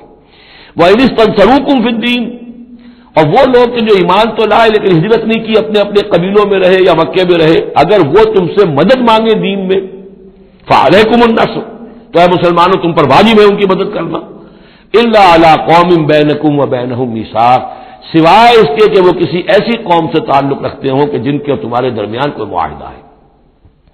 اگر کوئی قبیلہ ہے کہ جس کے ساتھ حضور نے معاہدہ کیا ہوا صلح کا، اور وہاں کوئی مسلمان ہے اور وہ ہجرت تو کر نہیں رہا، وہاں سے وہ مدد کی درخواست کرتا ہے کہ میری مدد کی جائے، تو اس کے خلاف اس کی مدد نہیں کی جائے گی، اس لیے کہ قوم کے ساتھ معاہدہ ہے۔ واللہ بما تعملون بصیر، اور جو کچھ تم کر رہے ہو اللہ اسے دیکھ رہا ہے۔ والذین کفروا بعضهم اولیاء بعض، اور وہ لوگ جنہوں نے کفر کیا وہ ایک دوسرے کے ساتھی ہیں، ایک دوسرے کے حمایتی ہیں، ایک دوسرے کے پشت پناہ ہیں۔ عرب قبائلی معاشرے کے اندر یہ جو ولایت کا معاملہ ہوتا تھا، اس میں پھر یہ ذمہ داریاں بھی آتی تھیں۔ کسی کے اوپر تاوان پڑ گیا ہے تو جو اس کے ولی ہیں، جو اس کے حلیف ہیں، ان کو بھی تاوان میں سے حصہ میں دینا پڑتا تھا۔ کوئی قیدی ہو گیا ہے، اسے کوئی فدیہ دینا ہے، تو جو اس کے حلیف ہیں، جب اس کے گھر والے بھی وہ فدیے کے لیے رقم جمع کریں گے تو وہ حلیف بھی اس کے اندر اپنا حصہ ڈالیں گے۔ تو یہ تو معاشرے کے اندر جو قبائلی معاشرہ ہوتا ہے یہ چیزیں ہوتی ہیں۔ تو یہاں فرما دیا گیا جو کافر ہیں وہ ایک دوسرے کے حلیف ہیں، جو اہل ایمان ہے وہ ایک دوسرے کے حلیف ہیں، لیکن اہل ایمان میں سے جو ہجرت نہیں کرتے وہ اہل ایمان کے حلیف نہیں ہے، بلکہ وہ تو انہی کافروں کے ساتھ شمار ہوگا ان کا جن کے ہاں وہ رہ رہے ہیں۔ البتہ یہ کہ اگر وہ مدد طلب کریں تمہیں مدد کرنی ہوگی بشرطے کہ ان کے قبیلے سے تمہارا کوئی معاہدہ نہ ہو. الا تفعلوا ہو، اگر تم ان چیزوں کی پابندی نہ کرو.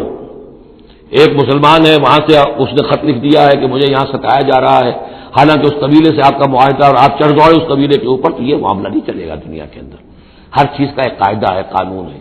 اسے وہاں سے ہجرت کرنی چاہیے، یا ہجرت نہیں کر رہا ہے تو تکلیف جھیلنی چاہیے، برداشت کرنی چاہیے. مسلمان مدد نہیں کر سکتے چونکہ اس کے قبیلے سے مسلمانوں کا معاہدہ ہے. الا تفعلوا ہو، اگر یہ قواعد و ضوابط پیش نظر نہیں رکھو گے، ان کی پابندی نہیں کرو گے، تکن فتنۃ، تو پھر تو یہ ہے کہ فساد برپا ہو جائے گا، فتنہ پھیلے گا، فی الارض و فساد کبیر، اور بہت بڑی جو ہے بدامنی ہو جائے گی. اب وہ آیت آگے جس کا میں نے ذکر کیا تھا، والذین آمنوا وہاجروا وجاہدوا فی سبیل اللہ والذین آووا ونصروا اولئک هم المؤمنون حقا. اب ان دو طبقات کو جمع کر دیا گیا، والذین آمنوا وہاجروا وجاہدوا فی سبیل اللہ والذین آووا ونصروا. ویسے یہ کہ وہ لوگ جو ایمان لائے اور جنہوں نے ہجرت کی اور جنہوں نے جہاد کیا اللہ کی راہ میں، یعنی یہ مہاجرین، والذین آووا، اور وہ انصار مدینہ جنہوں نے انہیں پناہ دی، انہیں جگہ دی، انہیں اکوموڈیٹ کیا، والذین آووا ونصروا، اور نصرت کی، اولئک هم المؤمنون حقا لهم مغفرۃ ورزق کریم، ان کے لیے مغفرت ہے اور رزق کریم ہے. تو مومن حقیقی کی تعریف یہاں پر جو آئی ہے دو حصوں میں بٹ کر، وہ میں چاہتا ہوں کہ پھر اچھی طریقے سے آپ سمجھ لیں. انتہائی اہم بات ہے یہ. ایک مسلمان کے لیے بنی الاسلام علی خمس، 5 چیزیں ہیں، کلمہ شہادت، نماز، روزہ، حج، زکوٰۃ. لیکن حقیقی مومن ہونے کے لیے 2 چیزیں اور بڑھیں گی. صرف شہادت نہیں، یقین قلبی، اور نماز، روزہ، حج، زکوٰۃ کے ساتھ جہاد فی سبیل اللہ. گویا کہ 7 چیزیں ہوں گی، 7 شرطیں پوری ہوں گی تو ایک شخص بندہ مومن کہلائے گا. یہ تعریف ہے کہ جو سورہ الحجرات کی آیت نمبر 14-15 میں آئی. وہاں پہلے فرمایا قالت الاعراب آمنا قل لم تؤمنوا ولکن قولوا اسلمنا ولما يدخل الايمان في قلوبكم. یہ بدو کہہ رہے ہیں ہم ایمان لے آئے، اے نبی ان سے کہہ دیجئے تم ایمان نہیں لائے ہو، بلکہ یوں کہو کہ مسلمان ہو گئے، ہم نے اطاعت قبول کر لی ہے، ابھی تک ایمان تمہارے دلوں میں داخل نہیں ہوا. اب اگلی آیت میں پھر اسی سیاق کے اندر اگلی آیت میں مومن کون ہے؟ انما المؤمنون الذين آمنوا بالله ورسوله ثم لم يرتابوا. مومن تو وہ ہے جو ایمان لائے اللہ پر، اس کے رسول پر، پھر شک نہ باقی رہے، یقین بن جائے. اور دوسرے وجاہدوا باموالہم وانفسہم فی سبیل اللہ، اور وہ جہاد کریں اللہ کی راہ میں اپنی جانوں اور مالوں کے ساتھ. اولئک هم الصادقون، صرف وہ سچے ہیں. اس کو میں نے پرکار سے تشبیہ دی تھی. اب اگر وہ دل میں یقین ہے تو اس کی کیا کیفیات پیدا ہو جائیں گی؟ دلی یقین کی کیفیات وہ شروع میں آ گئی ہیں. انما المؤمنون الذین اذا ذکر اللہ وجلت قلوبہم. اہل ایمان تو وہ ہیں حقیقت میں کہ جب اللہ کی یاد کرتے ہیں، اللہ کا ذکر ہوتا ہے، ان کے دل لرز اٹھتے ہیں. وَإِذَا تُلِيَتْ عَلَيْهِمْ آیَاتُهُ زَادَتْهُمْ ایمانا. جب ان کو اللہ کی آیات پڑھ کر سنائی جاتی ہیں ان کے ایمان میں اضافہ ہوتا ہے. وَعَلَىٰ رَبِّهِمْ يَتَوَكَّلُونَ. ان کا توکل، ان کا بھروسہ کل کا کل اللہ کی ذات پر ہے. الذین یقیمون الصلاۃ ومما رزقناہم ينفقون. اور وہ لوگ جو نماز قائم کرتے ہیں اور انفاق کرتے ہیں اللہ کی راہ میں اس میں سے جو ہم نے دیا. اولئک هم المؤمنون حقا. یہ ہے سچے مومن، پکے مومن. لیکن یہ مومن کی شخصیت کی تصویر کا ایک رخ ہے. بدقسمتی سے ہمارے ہاں یہ 2 رخ علیحدہ ہو گئے.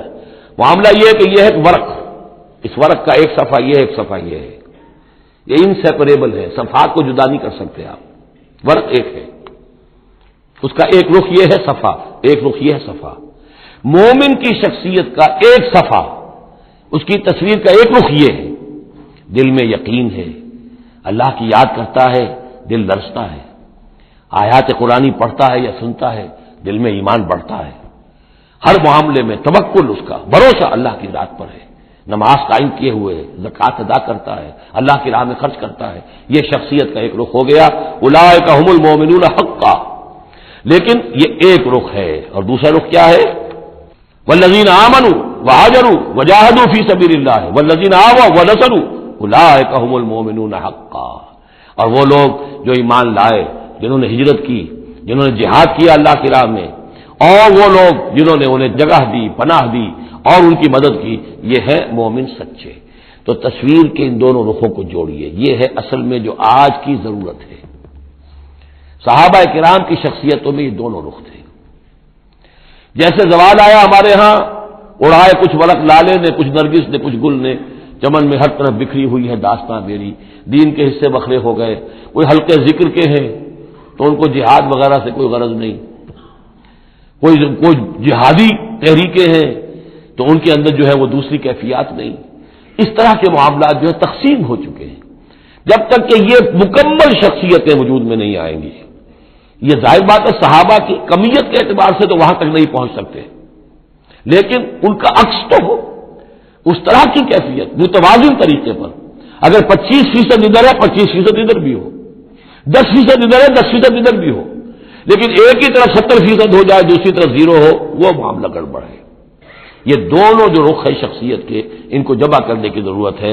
اولئک هم المؤمنون حقا لهم مغفرۃ ورزق کریم، ان کے لیے مغفرت ہے اور رزق کریم ہے۔